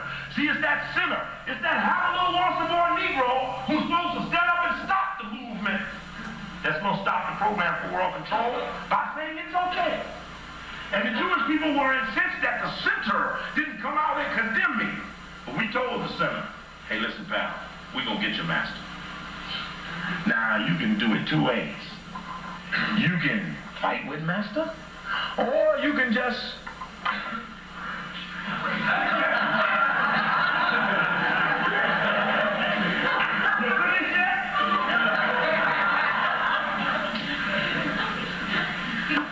But we will do it if we have to. So that when they came to get them to come against me, they were more scared of me than they were the Jewish people. That's the revolution pact. We doing all right. Don't let them think we ain't doing all right. We doing all right. And we gonna free all of America. Or we gonna free them too. Hey, y'all remember the thing in the Wiz? What happened when they got the Eveline or the Wicked Witch? Hey, everybody was jumping for joy. Brand new day. Hey, they all want it. Don't think that some days they got to bite their tongue and can't talk about it, but they want to be free too. And we want to free them. God put us here. We're the most forgiving people on the planet. Hey, if we chase Jewish people who were involved in the slave trade and their descendants who were in the cotton trade, and we chase them like they chased Kurt Walhern, or they chased somebody in the Holocaust, it wouldn't be nobody left to fight. But we're we're compassionate people. You see, if somebody don't like me and they ain't got no compassion, then they don't know God. Because God is a forgiving God. Not that we need to be forgiven, but they need to understand that on this earth ain't nobody perfect. Nobody. No black, no white, nobody of the Episcopal religion or the Jewish religion. Nobody. This is hell. This is sure enough hell. This is where everybody go when they be bad. You go to earth. Oh yeah, you here. Now the game is how you get good enough to get out of here. That's the problem. Yeah, but tomorrow, hello. No, you ain't helloing me. It's good morning. I don't use that. And it's revolutionary to tell your friends not to use H-E-L-L-O when they greet each other. And y'all know, brothers and sisters, when we do something right, don't be saying hello, hello. You know how we be putting something on it. Don't put that on it. That's satanic. That's not ours. We ain't into that. Don't use hello. Malcolm X talks about it in his autobiography. So I met a man in prison, taught me don't say hello. We ain't into that. I'm not of that nature. They'll know you by your nature. Hey, in Cincinnati, they got a statue on the hill, Romulus and Remus, about two little children sucking the bowels of a dog, being nurtured. Now, a cat can't nurture a dog on cat's milk. So if children and a mythological symbol are sucking the balls of a beast, then beasts must be in their nature. You will know them by their nature. My brother Jesse Jackson come out and said we are African Americans.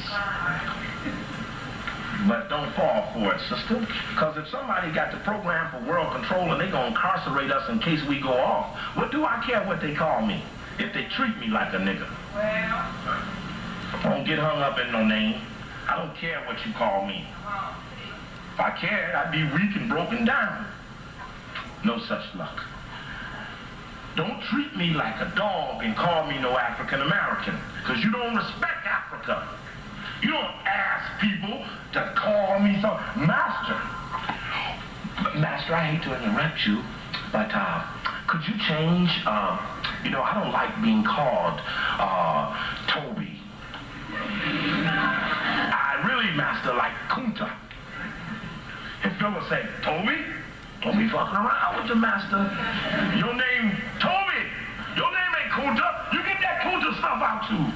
And then Kunta lost some feet, something. I mean, it wasn't easy keeping your name. But don't come with this now and you still got Columbus. Don't come with this now and you got Ollie North. Don't come with this now and you got Santa Claus and the blonde-haired, blue-eyed Jesus. Don't come with this now. Because you may call me this, but you treat me like something else. But I got a thing about Jesse Jackson. When I was at, again, this come from Morris, Minnesota. That's right, Jim. This was on the wall. Students had it on the wall. And Morris. And I looked at this. I had to have it. I don't know if you do. I still have it. I got to replicate this all over the world.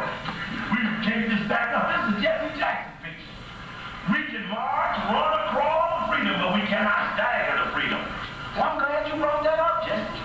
Here's a picture of the old Jesse Jackson with the big fro. You see, he looks a little different now. Help prevent alcohol abuse. Now, that's an amiable goal for a virgin.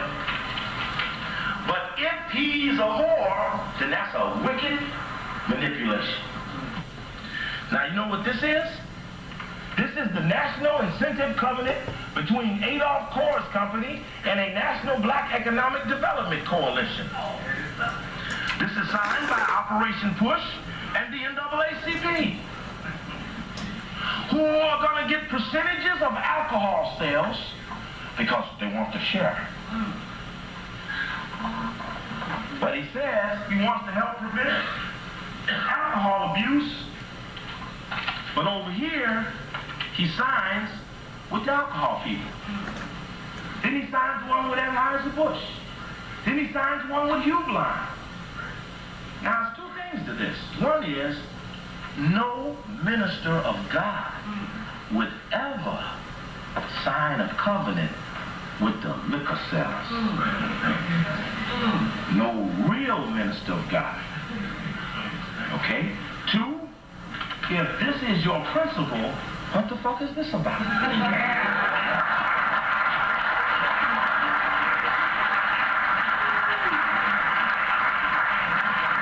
And just to let you know, it was Adolf Kors' son, Joseph Kors, who got that $65,000 airplane and gave it to Ollie North so he could go down there and kill the black people.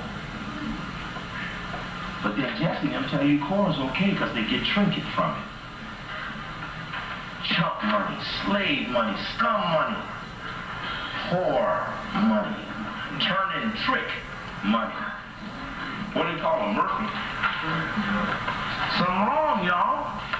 Now, let me go it one further. He then goes and he says, up with hope, down with dope. We got to stop drugs. We got to keep hope alive. Well, hope is dope. That's the opiate you feed to people when things keep getting better. You keep giving them hope. I'm going to give you information, answers, names. I ain't give you no hope. You go get your hope yourself. I give you the names. I don't know hope. Hope is dope. And don't no kids start doing heroin and cocaine at 14. They start with a cigarette. They start with a beer. They start with a wine cooler. They work their way up the ladder towards drug abuse. Heroin and cocaine at the top, Jesse, not at the bottom. If I'm gonna climb to the top of that stair, I gotta start right here to get up there. Now, how can Jesse own the first 4 steps on the ladder and be against the last 2 steps of the same ladder? Unless he's not who he say he is. Hold on, just go ahead, sister. I just have to ask you one question, Brother Kofi. That is that I understand that we have to sometimes self-criticize ourselves. And that's what I'm taking that is that you're doing about Jesse. But I think sometimes we need to do that in family and not in a public forum. And I just have to say I'm kind of uncomfortable. I am. That's all right. And so That's all right. I want maybe to address That's all right. with your That's all right. in a public And I'll tell you again, and I'll say it again. Jesse Jackson is a whore. And he's selling our people out. And unless you stop him, he will lead you like others led us into slavery. I'm sorry, go ahead. Go ahead. That's something to share with me and we dive. No, I'm telling everybody. I'm telling white man, take your nigga back. We don't want him. Sister, why would you let a man lie to you about alcohol? Killing your babies and turn to you and say he's trying to save them. My question, I don't think you really addressed the question. I understand what you're saying. Listen, see, this is it. The reason it must be said publicly is that people understand what it is. You see, if a man is doing something wrong, I ain't got no problem calling it out. I don't have no secret program. I don't have no secret message. Every message I ever give, sister, you can purchase it for $10 or $5. This is not a sneak program. I work for God. He turned over the tables of the money lenders. He turned over the tables of the alcohol sellers. And they killed him for it. And they'd kill him again if he came back. But I ain't gonna let nobody disguise himself as God's soldier when he ain't. That's all right. Nothing wrong with that. Hold on just a minute. Let me finish the program. Now, here's the thing. What does Jesse really want? The man who would be king. Here's a book coming out on Prince Charles, the prince who will be the king, just so that nobody get confused. Here's Jesse Jackson's photo for the presidency.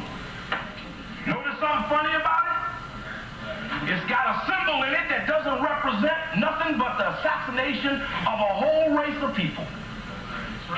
See, anywhere you carry that symbol, you carry America on your back. And America is a dead end. America ain't got no future. Don't you get hung up in the system, like the Tower of Babel, like the great Greek civilization, like the fall of the Roman Empire, like the destruction of Hitler. got a fate of its own, and don't you get caught in it. I'm sorry, Jesse Jackson, you can't bring me no damn American flag, because that's the flag that was put up when they killed the people. No, I ain't for that, sister. I ain't for that. But then there's more. Then there's more. Here's a story about whose nigga is this? It's they nigga. Here's a story in Chicago Sun-Times, October 16th, 1988. I bet you they didn't run this story here. You can see in Chicago it ain't but this big. The story says push program to repay $550,000. What are they going to repay all of that money? That's a lot of money. $550,000? Well, let me go back. Y'all remember that Push for Excellence program? Yeah. Well, Push for Excellence program started with a $40,000 Rockefeller Foundation grant. Check the story. That's how the first 3 cities got lined up. Then the program was a success.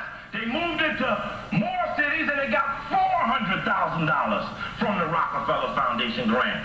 Ain't been no liberation of our people on no Rockefeller Foundation grant, and they wouldn't give it to me to give you this information. They wouldn't give it to nobody who was helping you, but they will give it to somebody who ain't. So then here's Hubert Humphrey. On his dying bed on 60 Minutes said, Carter, please give Jesse Jackson that money. He's doing so good. And that Push for Excellence, and whoa, Carter gave him $800,000. That's $40,000, $400,000, $800,000. Then they gave him $2 more million to set up Push for Excellence, to go to the schools and to share with them values about new things and new values. Then came the hoax. It says Chicago's based Push for Excellence, formerly headed by the Reverend Jesse Jackson, since it doesn't exist anymore, has agreed to repay the federal government $550,000 over the next 5 years. Federal auditors had contended that the group, which works to raise academic performance in inner city students, owed the government more than $3 million to cover the expenses from federal grants that auditors allege were misspent and undocumented. It says the amount was lowered in negotiations to about $1 million, and in further negotiations was lowered to $550,000. Now imagine, there ain't no nigga in the history of America ever misappropriated a federal grant and got a payout agreement. If I had misappropriated that money, I would be in jail. But if I was becoming necessary to the dominant culture, I get a payout agreement and I walk. He's on the street today because he's theirs, not because he's ours. And whether you like him or you don't, there's some things Brother Jesse do is all right. But you wouldn't know it unless they brought it to you. And it's important because they're going to use Jesse for a major something up ahead. They're putting believability back in politics when it do not work. I don't care how long y'all work, y'all vote. Y'all can vote till y'all asses fall off. You're not getting free with no ballot. Malcolm said it. It's the ballot of the bullet. It's liberation or continuation, Jesse. And I don't want to continue the struggle. I want to W-I-N it. Win it. We want to win this. We don't want to go forever. We don't have forever. We got an AIDS epidemic in our community. We're under biological attack. We don't have forever. While you feed us your one special niggas and we go down to two. We don't have the time. And sister, I'm going to tell you, it's going to come a time when we're going to stop talking to Brother Jesse and we're going to let him meet the power of God for real. Here's John Johnson, the most richest black man in America.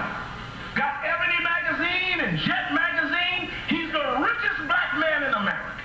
Say, well, if I'm going to develop a concert, I'd like to have some money. Well, where will you get? If you got the most money of any black man in America, you will end up, what's a black man with $1 million? A nigga. A nigga is somebody who can't do for himself. There's a whole lot of niggas, Irish niggas, Spanish niggas.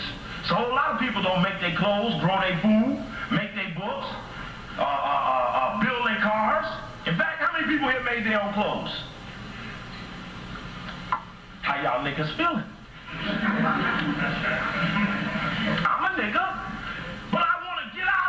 condition. I'm tired of working and doing for somebody else.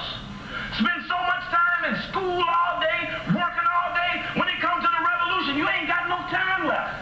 You tired. You may get an hour in a week. 1 hour versus 24 times 6 is genocide.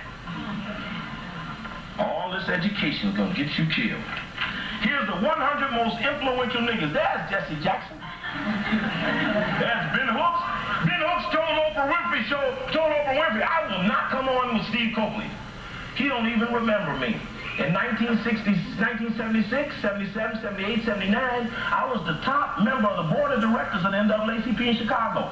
Ben Hooks gave me an award. I got a picture of Walter Mondale, vice president, Steve Coakley, and Ben Hooks. In front of 2,000 people in Chicago. I had registered more voters than anybody in the city of Chicago for 4 years. But Ben Hooks don't even know me. Because 10 years later, he looked up and said, I wouldn't be on with him, he's too radical. But I come up through him. He don't even know me. Because when it comes to being a leader, you've got to understand the politics of repudiation. Oh, who else we got here? Here's George Johnson, the guy at Johnson Products who couldn't make Faircon's products. Here's Coretta Scott King. Here's Michael Jackson. Stevie Wonder, Andy Young, Tom Radin. You know, I know a brother that has a national organization. He has followers in every city. He makes his own deodorant, his own hair spray, he makes his own shampoo. His people are clean, they don't smoke, they don't drink. They're motivated by spiritual values. And I'm looking all over this 100, and all I see is Sammy Davis. You see, John Johnson, the most richest black man in America, can't get caught putting Brother Farrakhan in the 100 most influential, even though he is. Very much so. Any guy walking to a place and 60,000 people show up, how you gonna miss him? And you got Sammy Davis down here. The president of Jack and Jill Incorporated. Come on now. So we don't want to grow up and get all the money. Because with all the money don't make you free. And John Johnson, one day we're gonna free you too. You see, and we'll close here, we're in the process of forcing people into raceless behavior. 4 out of 5 college students that are black at white universities develop raceless behavior to get along. You know it is. You ain't got no race. No, it's the declining significance of race, said Mr. Wilson at University of Chicago. Race is of no importance whatsoever. So you develop raceless behavior so you can get ahead. Black students who get good grades at predominantly white colleges tend to adopt raceless behavior and values. Trilateral ain't afraid of no raceless behavior. That's deep. In fact, Whoopi Goldberg, she knew about raceless behavior. Here she is in a Moviegoers magazine. She says, I didn't even realize that I was black till I got to California. Because in New York, if you can play the part, they hire you. That's a damn lie, sister. If Broadway shows can do it and run forever, then movies can do it too. People who make movies don't even know they're prejudiced. They're just lazy. In fact, there's a book out now called Empire of Their Own. It's called How the Jews Invented Hollywood. You ought to see that book. And I got a good question for them too. That, you know, we stand up and say there's a lot of Jews in the media that say never, no. Did 2 Jews write a book about Empire of Their Own, how the Jews invented Hollywood, and all of a sudden it's popular and a bestseller. Well, if the Jews invented Hollywood, what did they have to do with Tarzan? What did they have to do with Charlton Heston playing Moses and Yul Brynner playing Pharaoh and Elizabeth Taylor playing Cleopatra? If you built that damn Hollywood, what did you have to do with the Stephen Fledgett mentality? What did you have to do with Amos and Andy if you built that Hollywood? In fact, there's a book out now called Empire of Their Own. It's called How the Jews Invented Hollywood. You ought to see that book. And I got a good question for them too. That, you know, we sit up and say there's a lot of Jews in the media. They say, no. Did two Jews write a book about empire of their own, how the Jews invented Hollywood, and all of a sudden it's popular and a bestseller? Well, if the Jews invented Hollywood, what did they have to do with Tarzan? What did they have to do with Charlton Heston playing Moses and Yul Brynner playing Pharaoh and Elizabeth Taylor playing Cleopatra? If you built that damn Hollywood, what did you have to do with the Stephen Fledgett mentality? What did you have to do with Amos and Andy? If you built that Hollywood, what did you have to do with The Color Purple? Where black men couldn't do nothing, right? And the women had to run the thing. Ain't nothing wrong with that, but that's not reality. And anybody that serves up like those black exploitation movies, if you control Hollywood, what did you have to do with the looking of us as inferior? You're going to claim it, and you're going to claim the worst of it, too. For Hollywood was about painting a picture which was not true. So Whoopi Goldberg said, Goldberg truly doesn't see herself as a black actor, nor does she see The Color Purple as a black film. She said, quote, I try to be as colorless and as sexless as possible, so I can play anyone. So don't tell me I can't play opposite a white actor because it won't work on the screen when I live with a white man. That's the quote. In fact, here she is in People magazine. Oh, it gets worse. Here's Whoopi Goldberg doing an interview in Playboy magazine. I forget which issue this is, but you can find it. You go to the library and look up Playboy magazine. They got an index to tell you when she get an interview. There she is wearing a T-shirt with white boy on it. Lisa Bonet wore the same T-shirt on Johnny Carson's show. White boy. The destruction of the black male. Brother Jawanda said it's a conspiracy to destroy black boys by the 4th grade. Here's the Whoopi Goldberg. Quote, actors have no color. I'm black. It's not something I consciously think about. It just is. It's like having a dick. You don't think about having a dick, you just have one. It's a quote. I didn't make it up. Now, what I'm telling you is that what you are is under attack. What you are is under attack by people who get paid to talk like this. And see, I ain't got no problem about exposing them because they're doing something more sinister that's worse than talking about them could ever be. Colorless behavior. Oh, listen. Y'all ain't even gonna be playing basketball in the year 2000. Hey, listen, with those chemical injections, they growing 8-foot-tall white boys. Oh, yeah.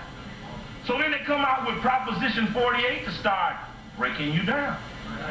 Then they tried to slip Proposition 42, and I appreciate the brother at Georgetown walking off his job and starting a movement to stop the throwing the brothers out of basketball, because brothers, y'all was strong.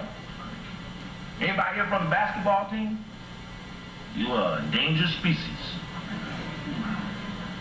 Hey, don't think they need you to sing soul music either. Y'all saw that 16th annual American Music Awards. Y'all saw who won the favorite male vocalist soul, rhythm, and blues music? Y'all saw it was a white man. The winner of the soul, rhythm, and blues music, George Michael. I give a lecture called Will There Be Any Niggas in the Year 2000? And the buzz line is, who needs you anyway? You see, when somebody doesn't need you, then it's likely that you'll be killed. Obsolescence, the process of being made useless. Sidney Wilhelm wrote a book. I didn't write it. Who Needs the Negro? Says when we get through using you, we're going to kill you. And we're going to get us a new nigga.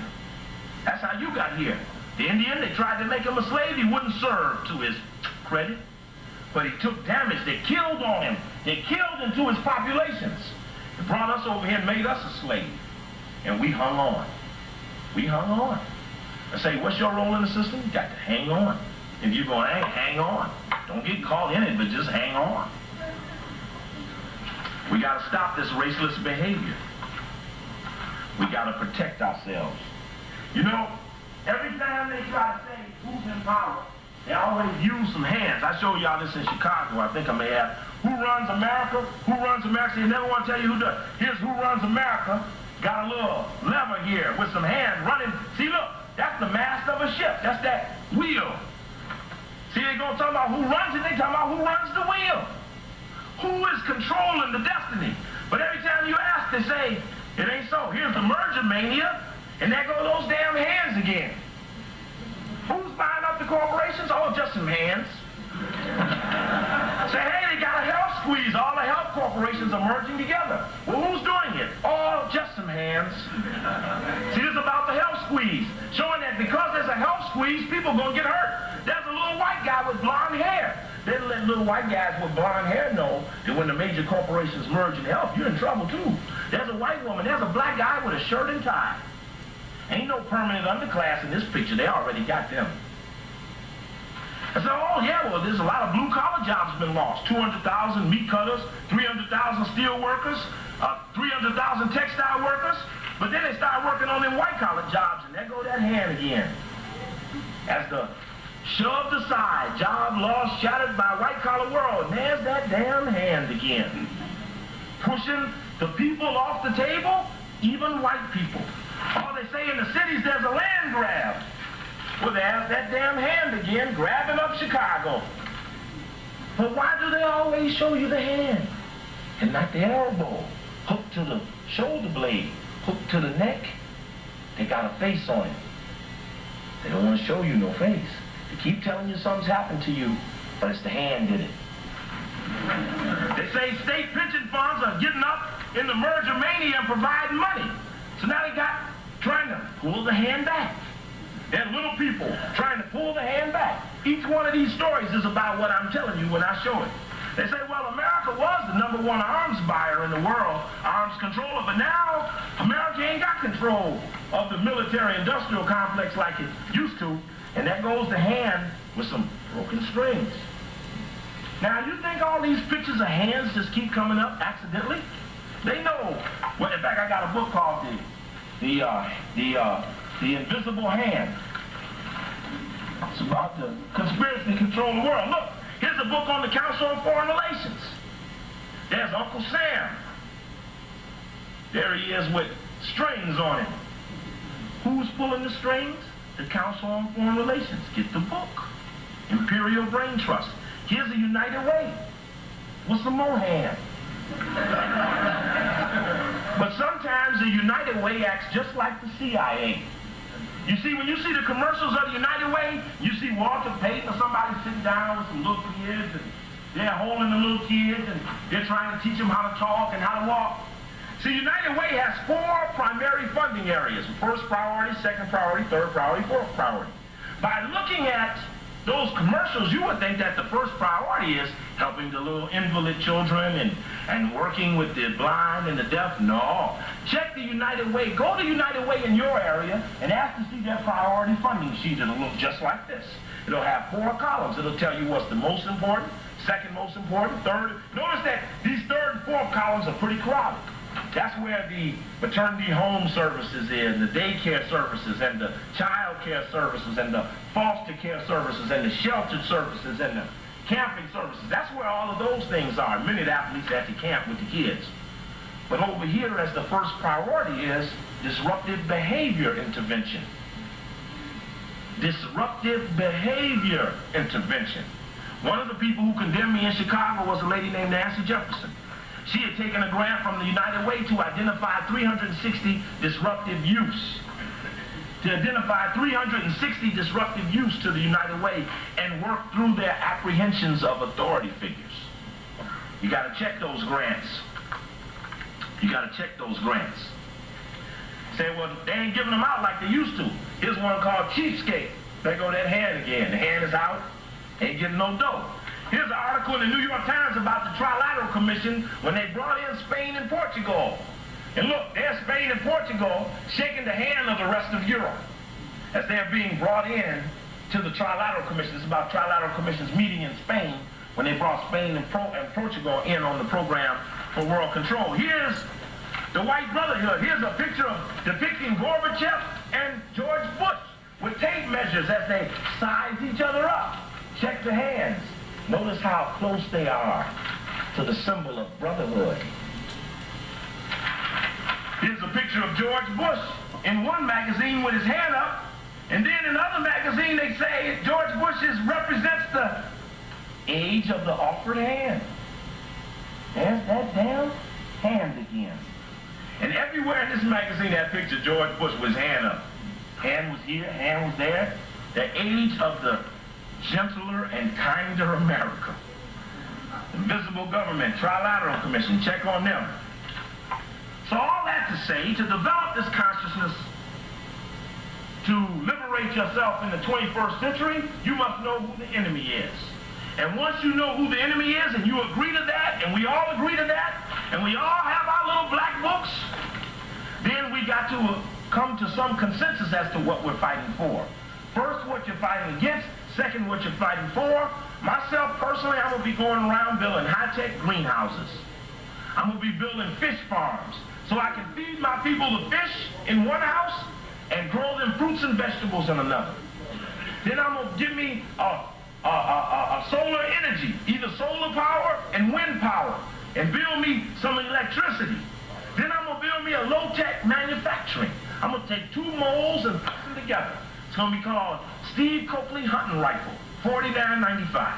I'm going to sell hunting rifles in every city where we got people. You mean to tell me I couldn't come to Minneapolis and sell 10,000 Steve Coakley hunting rifles for $49.95? You don't think our people would buy it? Ain't no black man in America making guns. And it ain't because it won't sell. It's because they're scared. Then we're going to build a little think tank called Grassroots 2000. You know, value system don't cost much. And it ain't going to necessarily be popular standing up against the program for world control. But I'd be damned if I have any other thing to do in life but to do what my purpose is. God gave me the gift to see the things I see, to do what I do. If any day I stood up and didn't use what he gave me, then surely if I didn't use it, I would lose it. So I know why I'm here. You're here at the school, find out what your purpose is. Get a reason for being here. If you want to work with me, come on up. We can work together. White, black, Jewish, it don't make any difference. We can work together. If we agree what we're fighting against, what we're fighting for, we ain't got no problems. I got some tapes up here. You should get a tape. Take the tape home and listen to it. Share it with your friends. Tapes are revolutionary equipment. Get a tape machine, a copy machine, and a video recorder and copier, and you can have you a revolution like America ain't never seen. With just those three instruments, and school ain't gonna give you not a three of them. So I thank you all for giving me a chance to do what my little contribution is. Don't let anybody confuse you and scare you about doing the right thing, because they would do better if they could too. Thank Brother Harold. Good brother. Brother Chris, it's hard work, pal. Hey, brother, you at the threshold.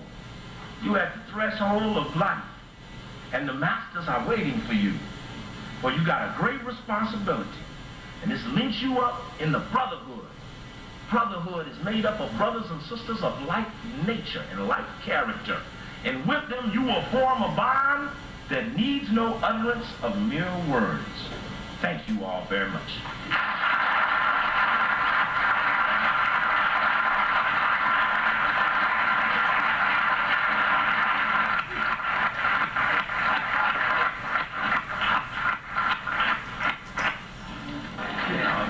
My name is Gerardo Sanchez. I am the director of La Raza, Chicanos and Latino American students in this university.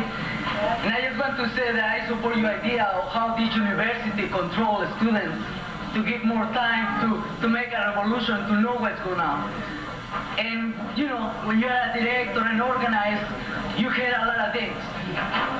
One of the things I heard yesterday is that the people who decide of life of the students in this university decides to cut the break spring from 8 days to 4 days for next year. And one of them, he said, well, if the students want another day, And in that break, in the spring break, they had to cut the Luther Martin King holiday to have another day in the spring break. So that's what I heard. I mean, who is the people who decide how many days you have for holiday and which holiday you should have? I mean, these people control us in some way. We need more days to study. In reality, we don't need 5 years. We don't need more days to study. Well, it's like with 120 days, we can learn more than 5 years. Where are you from? I'm from Mexico City. Mexico City. You know, I'm going to tell you something. Mexico is a very interesting place. Mexico's in trouble, too. I imagine one day the United States is going to put Mexico in receivership and try to just make it the 51st state and just gobble it up under the guise of debt control. Meaning that they got so many outstanding loans that they just going to assume control of the country through debt control. They're doing it all over the world, where the IMF and the World Bank, on conditions for further lending, take control of countries and tell it how to raise its prices and lower the prices. The main thing they did, like for Manley to become president in this round, he went to the White House and said, if I win, I'm still going to pay the debt. Which means that you can have a revolution and you still got to take the whole paper. And that's hard to be in a revolution when you're picking up whole paper. But he understood that that was the only way he was going to get that job, and maybe on the covert level he'll do some things that he may not this round be able to do overtly. But I appreciate that a lot. I came here out of appreciation of Black History Month, African History Month. I came to see beyond color, to see beyond the race, to kind of, this colorist identity, not judging people by the race. I came here for appreciation of Black History Month. And it's like I've come here and all I've heard is pure hatred. Hatred against the white man, which I am. Hatred against the Jew, which I am. This is not fair. This is not what Martin Luther King envisioned. He's right. Oh, come on now, he's right. So let's hear him. Because it's an important lesson to learn when they rise up, because they need to be educated too. Come on, now give him a chance and let him give his say, and then I'll speak to it. Why can't we work cohesively among each other? Why do we have to be so nationalistic and so separatist? I'm Jewish and I'm not certainly looking to control you people. I'm here out of appreciation for you people. I'm here out of appreciation for America. I mean, how dare you slight my religion and say that I'm into this conspiracy and everything when I'm not? How dare you? Okay, let me finish. You may say I'll answer you, and you can even talk back if you like. First thing, it was really sad to come to a Black History program, and then when they talk black, you got a problem with it. It is a Black History program. I will never apologize for that. And when you talk about Black history, you got to talk about Africa. Yes, sir. Africa. Africa and the descendants of Africa and all those who violated the descendants of Africa. So there's nothing wrong with that. It's like if you go to a movie and it's a rated X, then you expect to see some sex. Don't go to the X-rated movie and say, oh, my kids shouldn't see it. The second thing is, you said we should work together, and we should. Now, I will work with any Jewish person that repudiates white supremacy. Will you repudiate white supremacy? Yes. So then I can expect that on my next anti-colonialism day program, when we come here from Minnesota for its first anti-Columbus Day, then you will participate in the program with me. I have another question. You didn't give me the first answer. Hold it now. Stop. Will you work on the anti-Columbus program? No, but stop now. Hold on just a second. Let him in. Hold on now. He has a question. I'm just trying to see if you. I take it then. I know, but I can see how I know. Hold it. Stop now. Stop. Let me just deal with your question. You asked two questions and I gave you two answers. I asked you one question and you still ain't give me the answer. Then should I take it that you will not repudiate white supremacy? I am not a white supremacist. Sure you are. You might not know it, but you are. Let me tell you why. Let's see. You see, in law, let me show you the difference. I used to be an EEO officer in the government. In an EEO officer, there's a thing called passive acceptance of discrimination, where if in a room I call him a nigger and put Klan on the board, everybody else that saw that didn't transact their affirmative responsibility to wipe it out can be so charged. So there's a thing called passive acceptance of discrimination. And if you don't oppose white supremacy, equality, then you passively accept it, and you're wrong. If I say Hitler's an equal, how can you call me supremacist? I ain't got nothing to do with it. You have nothing to do with no equals. Did you say something about equal? I'm telling you about white supremacy. Now, let me ask you this. Supremacy is not having equals. You say you're not interested in equals. Therefore, you No, you said equals, not equal. I'm sorry, I thought you said eagle, not equal. Okay, I got you. Okay, equal. Okay, equality. Let me ask you this. When was there equality in America? There can never be total equality in America. There was equality in America before Columbus came. I know. Imperialism is not the greatest thing. It's something about the Western world, Western culture. It's something that happened. No, it didn't just happen. It was done hundreds of years ago. Okay, we want to give time to someone else who has a question. Thank you very much, though. I do appreciate your question. Believe me, it does better that we dialogue and that you let that out than you hold that in. See, a lot of people get cancer over Steve Coleman. They're so upset that they go home and they're all wound up and they just tear themselves apart on the inside. You're wrong, Well, that's all right, pal, because I'll tell you the truth. The Vietnam War was wrong.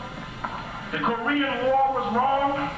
Hitler was wrong. Those Jews that helped Hitler in the American Jewish Congress, in the American Jewish Committee, in the Anti-Defamation League, Rothschild, who helped Hitler, was wrong, and you ain't racist. No, the ADL is a racist. No, they fight racism. ADL, hold it. Let me show you the ADL. I'm glad you brought that up. I almost forgot. I missed my job. I'm glad you brought up the ADL. Oh my God. See, I knew you had a purpose. Let me tell you why I'm in trouble with the ADL. You see, in Chicago, we don't play with white supremacy. We move on it, and we don't let anybody who's a white supremacist walk around thinking that they ain't got something coming. I'm in trouble with the Jewish people because I have exposed the early warning system. The early warning system, which is to spot you before you have a riot. It's like a doorbell. It's supposed to ring before to say you coming. Cite your evidence. Where have you found that? Oh, here we go. Oh, that's right. Come on. Right. Now. Right. Oh, hold it now. Okay, here we go. Hold it, here we go. Anti-Defamation League, 22 West Adams. A. Abbott Rosen and Deborah Nelson. Phone telephone number 78250. Hold it. Well, let me tell you, this list is the list of the 25 organizations that spy on black people. And American Civil Liberties Union, American Jewish Committee, American Jewish Congress, Anti-Defamation League, Chicago Urban League, Church Federation of Greater Chicago, Chicago United, Chicago Human Relations Committee, Citizens Information Service, Community Renewal Society, Citizen Schools Committee, Community Relations Service of the Justice Department, who in this article says that it's their job to keep their pulse on the American city to spot out riots in case Reagan cut the budget too tough. So if the Justice Department sitting there with those Jewish groups in the early warning system, which was a part of a grant from the United Way, which was to monitor developing racial tension and take advanced intervention when necessary. That's a memo to the Jewish Council on Urban Affairs, my friend. I got the documentation, and that's why the Defamation League is scared of me, because I show they spy on our people, and they will not debate me because they chicken shit.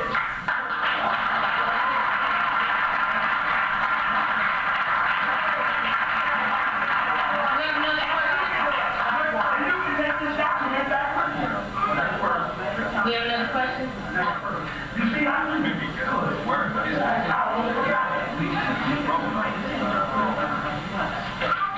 Andrew? Steve, I wanted you to address the, I know you didn't get to get to it this afternoon, you did the Universal Product Code. Oh, yeah, okay.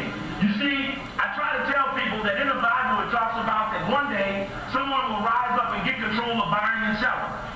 And it shows that on every item that's bought and sold is the Universal Product Code. This Universal Product Code has almost subliminally been inserted on every item that is bought and sold. This Universal Product Code, along with a reader, you know, you go to some grocery stores and you run the product over the magic word and it says 1 parquet margin, $1.49. 1 gallon selling milk, Wanzer, whatever. This centralization of buying is alluded to another program, which is then taking some of your ID cards and putting the universal product code next to it. That gives you a name and a number. And soon you won't even have the face, you will just have the number. It says in the Bible that the devil will be known by his number, 666. Now, this universal product code, first thing, did y'all see the logo? Did y'all see the beast at the Olympic Games? Y'all see the logo for the Olympics? It was always just these rings right here. That used to be just the logo. But then this year they added something special. They added these 3 swirls. You seen those 3 swirls? You look at them good? That's to let us know subliminally that the beast is here, y'all. The Antichrist has been born. I suspect it was born somewhere near Cincinnati. And I'll tell you something else. The one that claimed to be the chosen people, they may have been chosen. They may have been chosen by the devil to give birth to the Antichrist. And this universal product code, hooked with your ID card, right here, bro. and you find, there it is, right there on the ID card. Now, pretty soon you can't get in and out of doors unless you got it set up like this. Now, what happens as a result of this? Well, pretty soon, like it says in the Newsweek magazine, now they're taking the universal product code and cutting open the necks of dogs and cats and inserting the universal product code in the back of their neck. It's October issue of Newsweek, right under the article on Dick Gregory. I showed it earlier. I got it up here. I just don't want to spend a second finding it. Then it also showed in Omni magazine.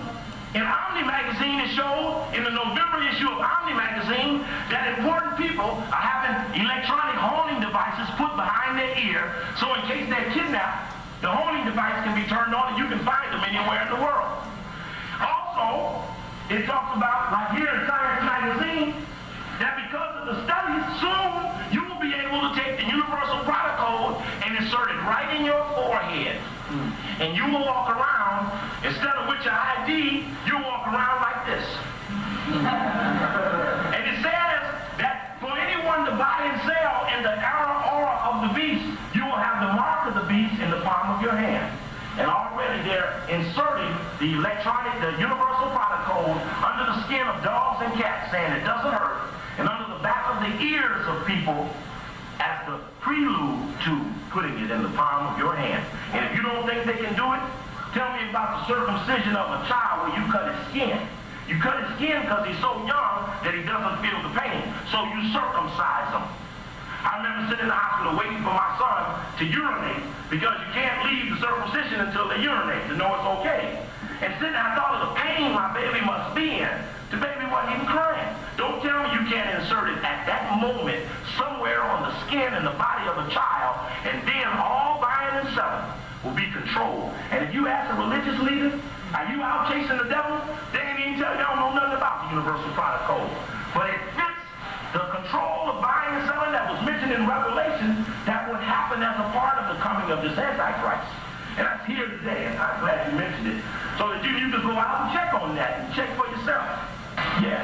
Regarding the coming union that you showed with 2 hands, Gorby and Bush, I want you to get on to this thing about the new order, what it looks like, and the merging of the 2 systems, communism versus capitalism, what you see in that area. The question he raises could be very well answered by using the Institute for World Order Models Project, which they took nations and they put them in O's and they put them in triangles. And then they tried to figure out different combinations of trying to get them together. In fact, in that World Order Models Project, the black person who was telling the white people how Africa will be forced into the program for world control was Brother Ali Mazrui, the one who did the Africans. He worked with the white people on how to get you into the program for world control. Now, what you have is you have a succession of regional mergers. You must have a succession of regional mergers. You regionalize Europe. You now got Eastern Europe, which is now being democratized by Russia. As soon Eastern Europe and West Germany, they're going to tear the wall down. They're going to start tearing the walls down and tearing these barriers down, and all of a sudden you're going to have free movement amongst the borders. Then you're going to have regional groupings where the Americas may vote together. North South America may have to vote together as a team with Canada. In this world program, see, it says that there will be 10 major centers of power when it talks about the rise of this Antichrist and the merging of these nations. So that somewhere there must be 10 power centers. If you look very carefully about how this regional alignment comes up from the Institute of World Order, you will see that they work upon the motto, like the Club of Rome, from 10 points of power. Check the Club of Rome out. They wrote a famous position paper called The Limits to Growth. And that was at the point when they had decided that natural growth had gone too far, that there was a definite need to have a limit to growth, and that's when the satanic program started. When the limit to growth came, because God made growth, and can't no man limit it. Go ahead, I'm sorry. I had a question about black on black crime and violence. Black on black crime supersedes black and white crime, does it not? Well, you know, I'm always asking, what can we do to, the way to stop black on black crime from each other? Right, I understand what you mean. The way to stop black on black crime is to destroy white supremacy. You see, it is white supremacy that causes us to beat each other to death. Because we're scared to beat the problem. So we just beat each other into the ground. And say, why did Bobby Wright used to say it? Why do blacks kill blacks? Because they ain't been taught to kill whites. Now, you know how it is when you get frustrated. Brother gets frustrated, he done bit his tongue all day long, and then he come home and hit his woman, hit his child, because at work he got whipped, so he come home and beat his own in frustration. Oh yeah, every show I've been on Crossfire, Morton Downey, on and on. They say, well, Mr. Coakley, how many of those problems are black on black problems? And I said, hey, the only problem in our community is white supremacy. We never beat each other till the white man came. We never. If you look at our history, we'll have no history of beating each other like we beat each other now until we got caught in the wilderness of North America. So if we're going to stop black on black crime, we got to stop white supremacy, which forces us to beat each other because we're afraid of the consequences of beating the problem sometimes in its white. Now, it seems to me that in spite of that, the presentation has centered too much on the powers that be, in as much as it's useful and important, and left out the kind of activities that have been going on in the communities, both in America and elsewhere, that kind of resist the onslaught of these establishments, be they ideological or economic ones. So that in the end, I wonder whether it's just a question of being informed, and I go, because as the brother there says, he feels good. And sure, listening to a great speech, you feel good. But after that, same life. Have to work 14 hours a day. You have to go look for food and all those kind of things. So I thought that some exemplifications of some, at least, for instance, the question, if I just a simple example, the question of African American. For me, I come from Africa. Now, my understanding of the history of America is that at least the question of identity in American society is a very important element. Now, the fact that even Jackson is calling for the question of African Americans, for me, I don't see it from the point of view of Jackson. I do see that there are forces from below who want to assert their own self-identity and say that they want to call themselves African Americans. It just happens that at the historical moment, it seems to be Jackson whom the media is listening to. That we can deal with, but I don't think we should negate the issue of the identity of African Americans. I think we have to see it at least in that way. Secondly, the question of resolution, for instance, where in your presentation you say that you want to get into, let's say, fishing and these other elements. In my view, America is a superpower. We are in the period of electronics. We are in the period of computer. I do not see how we can get back to small businesses when the world level you're talking of the control mechanism is at a very high stage. If anything, I will argue that within the black community, people have to master computers, they have to master this electronic thing. That's the only way, in my view, that we could move instead of going back. But that's a good point. Let me do it two ways. One is about the African American part. It's an interesting thing. Y'all know Hakeem Ahibuti? Hakeem been saying African American for 1,000 years. So when the Jesse thing come out, he said, Jesse, where you been? See, for years we used to say that to Jesse and he wouldn't bite because he was too busy being a civil rights leader. So after years of denying what he called the nationalist community, he used to say, those are nationalists over there and they wear robes and dashikis, and he used to disassociate himself from the African community in Chicago. Now, all of a sudden, in the fit of a presidential loss, now he wants to move on African Americans and declare it as if he's the first voice ever said. We've always said we were African Americans. How are we going to? We've always said it. I never said I was American. I never said I was black. I never said I was colored or whatever those other terms were that were used on us. We always called ourselves African Americans. The only thing now is that we're asking whites to call us African Americans, and that's not how you do that. You don't ask them to call you anything. How do you call him the man? Y'all know, him and who becomes the man. What does that make you? He's not the right, the Lord. He's not the man. How do we get these terms? We use them upon respect. And when a man will whip your head, so we call him the man. Used to call them pigs. Don't call them pigs. No, that sound real weird. Pigs. In the 60s, that's all you heard. Get the pigs, get the fascist pigs. It was pig, pig, pig. That's out now. The name changed because the pigs fought back. And they became the man again. So African American should be a name that we're called in victory. In victory. So in Chicago, how this thing came about was Jesse Jackson went to the Hyatt Hotel and had a press conference. He called himself an African American in a right downtown hotel. Just doesn't strike me as of any importance. Afrocentricity. Afrocentric, right on his sweatshirt. That's been around a long time. So I worked for Dr. Bobby Wright. He used to have a thing called menticide.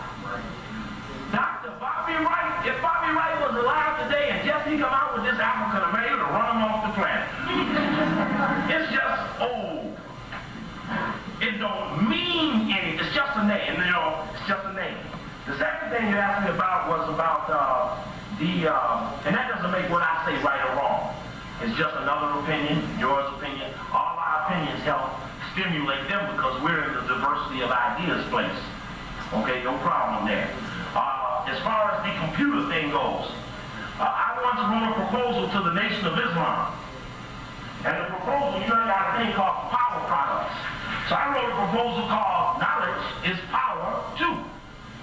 And in this Knowledge for Power program, I came up with a way for them to have data collection, data organization, and data dissemination all over the world. The key thing was that in the recommendation, I told them specifically, do not computerize this operation. This must become a manual operation. Because in the revolution, the first thing going off is the electricity.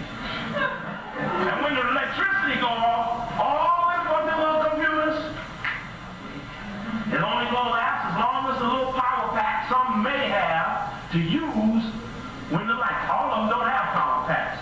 So, yes, we should master the electronics. And usually I don't talk much about the computers and so forth because I think that, you remember the flick 2001? Well, Hal had just gotten control of things. You know, they got a thing now where they deny you and the computer does it. They say, well, the computer did it, I didn't do it. But then it's the programmer of the computer, which we should learn how to do, because it's the programmer that makes the results keep coming out the same. You're unqualified. You know how that you go to school all your life to get a degree, you go out, go to your job and say, oh, that's very nice, you have that master's degree in social work, but you need a little experience. So, well, damn, how can I get the experience I've been in school all my life. You know, then it's just the reverse. You go there with no experience, you got the desire to help, they say, oh, you need a degree. They just keep running you around. Then they got job tests where they give you lie detector tests, genetic screening tests, pee in the cup tests, all kinds of tests. Just to get a job they don't want to give you. But let me ask you, brother, what part of Africa are you from? From Kenya? I told the students that earlier today, I talked to the high school students, and I had told them that if you ever come around the campus of the University of Minnesota and you see African students, you should spend some time to get to know them. If they go home, you should write them and communicate with them, because where you going to take them? You know where you're taking them degrees? You're taking them degrees home. Your people need you. I bet you go back, your people, if you go back, your people will appreciate the knowledge that you brought, because they recognize it as a privilege to get rubbed with all this knowledge to go back, because there you have a right to do it for yourself. So these degrees that you're getting may only be marketable in Africa. So you got to get this. Don't let these brothers walk out the rooms and you don't know who they are. You don't know how to meet them, and so because these are pop, those brothers got on their back your new day. You ain't getting nowhere without them. And they admire you too. You're the best trained in the world. With the least sense. No, you really are doing all right. But you get to know these Africans. China, you see, but China, to get in the program for world control, they make it rough for the African student. Started spreading rumors that the African students were associating with the Chinese women and giving them AIDS. Or they wanted 1,000 Chinese rioting to beat up the African students, y'all. Something wrong there. Something wrong. China gonna kill its own babies with a one-baby policy and go beat the African students. Then they got to renounce Mao. Then you can't even mention Chairman Mao in China now. You go to jail. China is being fit for the program for world control. They're becoming raceless. Russia's becoming raceless. Russia got a lot of minorities. Go check. Hey, you talking about free the Soviet Jews? You better free some of them Africans over there in Russia who are Muslims. Free them too. You want to free them from immigration? Free all of them.